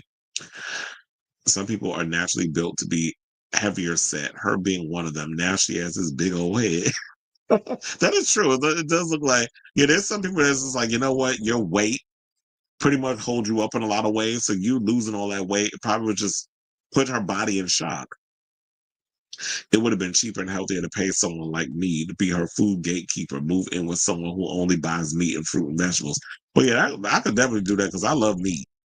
Like I could not be a vegan. I could not be somebody that just, or someone that just doesn't eat meat or something. I need my chicken, child. Like I can't get that up. I don't think DeJa's going to make it past. Well, yeah, I think we all pretty much agree that we think our top three would be Aja, Irene, and Bosco. Those are the top three. Phoenix is kind of like fading into the background. Olivia is Olivia. And I like DeJa, but it's just like, yeah, I just don't see her as making it to the top three. The judges seem limited, but it's a piece. Atkins, does it? Jordan said when she saw DeJa out of drag, she reminded her of one of her uncles. I mean, because she got that receding hairline. He said, child, that's a horror movie waiting to happen. Okay. And with all these pandemics going on, I'm waiting for a plus size queen to win a damn. Look, we've all been saying that. I think this season is. That's what I said. So we'll see. Like All Stars 8 was for Jimbo. And we like Georges. Georges is a doll. She's the size of a doll. But anyway, let's move on to our final topic. And let's get into this news that dropped yesterday, courtesy of Entertainment Weekly. So apparently our girl Lexi Love from season 15, season 17. Child, I'm losing it. Maybe because I'm thinking about DeJa Skye, who's on season 15. Right? Whatever. Look, this is the last topic. I just don't remember nothing no more. So anyway, let's take two. So Lexi, according, I believe her manager revealed that she is undergoing a 30-day rehab program to seek treatment for substance abuse as well as emotional therapy, according to her manager. After the 34-year-old drag artist posted Saturday to her social media profiles a message explaining that she'd be in rehab and gone for a while, TJ Lydell, Lexi's longtime friend and manager, tells Entertainment Weekly that past trauma led to recent issues with substance abuse and her current treatment at a facility in Texas. While Lexi opened up on RuPaul's Drag Race about her past addiction to being a Methodist, Lydell says that meth is not a factor here. He adds, however, that complete sobriety is Lexi's goal and that she may enter an additional 30-day program following her first month at the Texas facility. So, they said that her family, friends, and fans all know the love and light that Lexi has. We know how difficult it is to face these things head on. We're extremely proud of the courage she has to face publicly and to be a representative for so many in the community. This is what Lydell tells Entertainment Weekly. Unfortunately, people demonize these things, but the only way we can get better about it is to be public, share stories, and actively work towards healthier, happier times. We appreciate the support of everyone. Know that Lexi appreciates everyone in their support, and she will be back soon. We, Lexi, love you. So yeah, now she initially posted a message on social media addressing the Curious Cats in which she explained the following. So she said, for all you curious cats, I was brave enough to take my mental, physical, and emotional health serious for the first time ever. I'm in rehab and will be gone for a while. Y'all better get ready for what's coming. And so I do like the fact that, you know what, she is someone who decided to take her life into her hands, because I do feel like a lot of times when we looked at Lexi, based on what we learned about her during her season, from the complex relationship that she had with her mother, who actually came on during the makeover challenge, and I'm glad that they worked out what they worked out, but it probably was a lot of trauma with that. You know, her meth addiction, the inner saboteur, which took over a lot during the maxi challenges, and I'm glad that post-drag, and I'm sure like with people saying stuff online and the fandom, how messy y'all could be, and not thinking that these girls that y'all see on TV is not just, you know, they're human too. And They don't know how to navigate through this craziness that is the internet and being on TV. This is the first time being on a big platform like Drag Race. So yeah, when y'all say things, they may act like it don't hurt, but words hurt. And when we've seen based off of Lexi, she's sensitive. And we definitely see that she gets in her head a lot. So I'm glad that she decided to take her life, and you know, her life in her hands, because we don't want a similar situation like the Vivian, where the Vivian went and talked about her past addiction on Drag Race, and her family said, yeah, they didn't know anything about it until she mentioned it on the show. And then, you know, with the popularity soaring from, you know, when she came on to do the winter season, and she was getting booked and busy and doing so many shows and so many gigs and stuff. It's like, yeah, doing the K that keeps you up for days. So when she would get overwhelmed, she resorted back to past situations, which was the addiction. Hence how she passed away, because she was doing the K, the special K. So I'm glad that Lexi is deciding to take care of herself before the situation gets worse. So some of the people over in the comments, excuse me, said the following. So Willem said, I can tell you needed help from this font choice, girl. JK Kimura, I love you and see you soon. On Your Nerve said, love you, superstar. Beyond proud of you. Then Wow Presents Plus threw some heart emojis. Then OMG Hey Rose. Is that Rose? Said incredible and inspiring strength. We got Eureka O'Hara said, welcome to recovery. Call me anytime, sister. You're not alone, because you know Eureka has had issues in the past regarding, you know, her battles with addiction. So there was that also. So it's good to see that Eureka, you know, sent out an olive branch. Crystal Envy said, love you, sister, and so proud of you. Venus jumped in the comments with a comment. When she's not busy making up stories about stuff happening to her down in Mexico, she's actually sending out kudos. So now another person said, proud as fuck, build that foundation strong for the empire you're about to build. Mark Jacobs jumped up in the comments, says, so much love to you. Another person said, Prez Britt. I don't know who that is, but I guess they know her because they said Lexi has been through so goddamn much. Ain't nobody can blame you. Take that time for yourself, queen, and come back better than ever. Kasha Davis sent out some hugs. Another queen said, so very proud of you, seeing the dolls get sober right now and healthy. Taste sent out some heart emojis. So the girls is up in the comments. Kendall Jenner says, Kendall Gender. I love that drag name, by the way. Sending you so much love. So the girls is pretty much sending out their love and support and all that good stuff. And I'm here for it. So shout out to you, Lexi. You know, I'm all for people who, you know, take the step. They're part of the 12 steps, which is the first one is admitting you got a problem. So I'm glad that she's coming out, admitting she has an issue, and is willing to nip it in the bud before it gets to a situation where Lexi ain't in the union no more. And then we got another Drag Race girl that RuPaul's got to send her condolences to. So shout out to you, Lexi. And so I say all this to say, what do you guys think of this story regarding Lexi Love spilling tea about her, you know, getting herself together? So whatever your thoughts are on this story, I want to hear from you also. Let me know what your thoughts are on this comment in the comments down below. All right. Onyx says, I was worried Georges wasn't going to make it past Snatch Game of this season. Oh, wait. So the question remains, do y'all think that Snatch Game will happen once they get to the semifinals? That's when they'll bring all the girls who made it past their little seasons, whatever, then they'll do Snatch Game. That makes more sense. Like episode 7, because 369. So episode 10 would actually be Snatch Game, and you got your final 9 that could do it. I think that would actually work.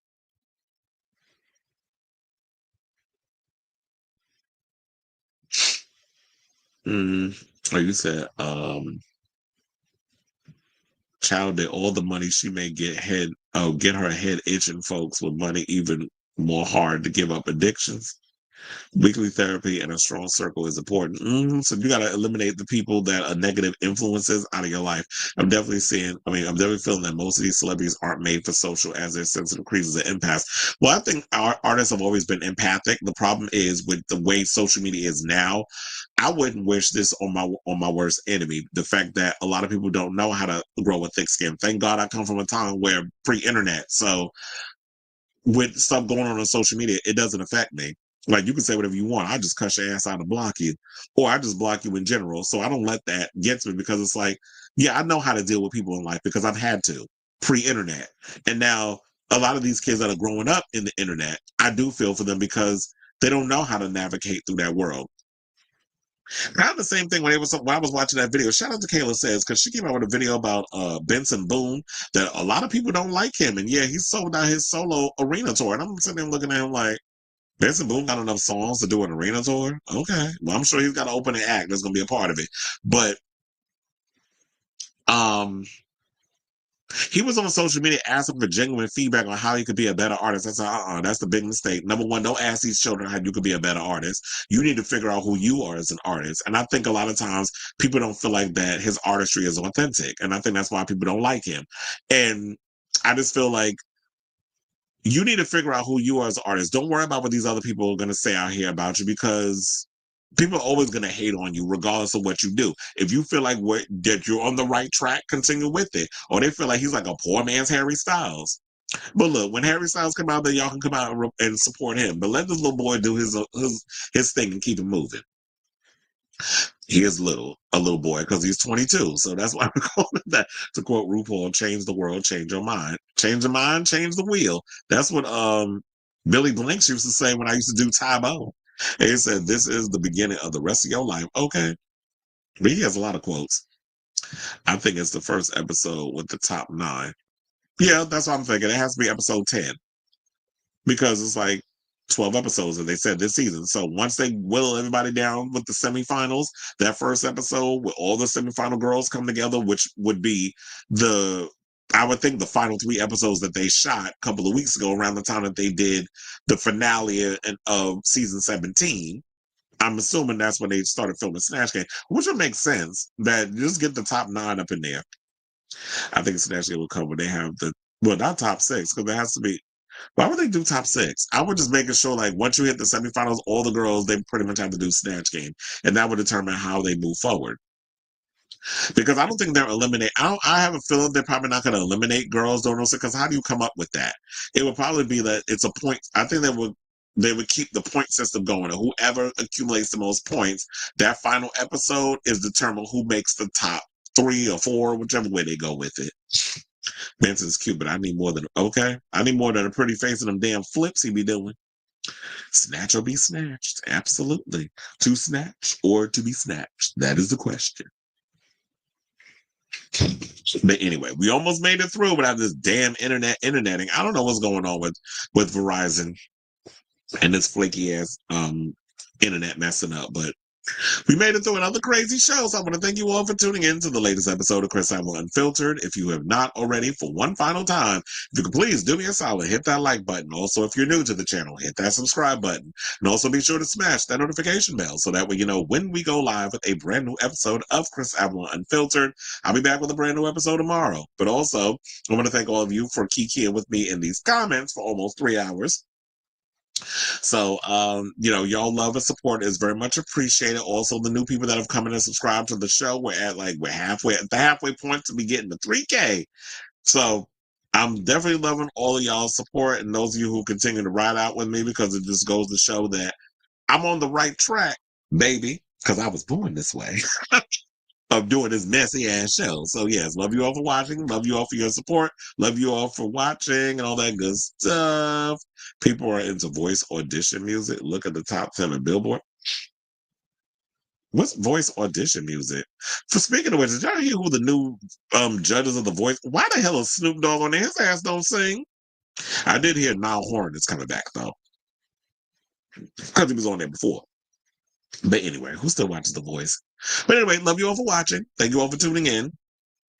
And until next time, which will be 24 hours from now, maybe a little earlier. Ciao, darlings.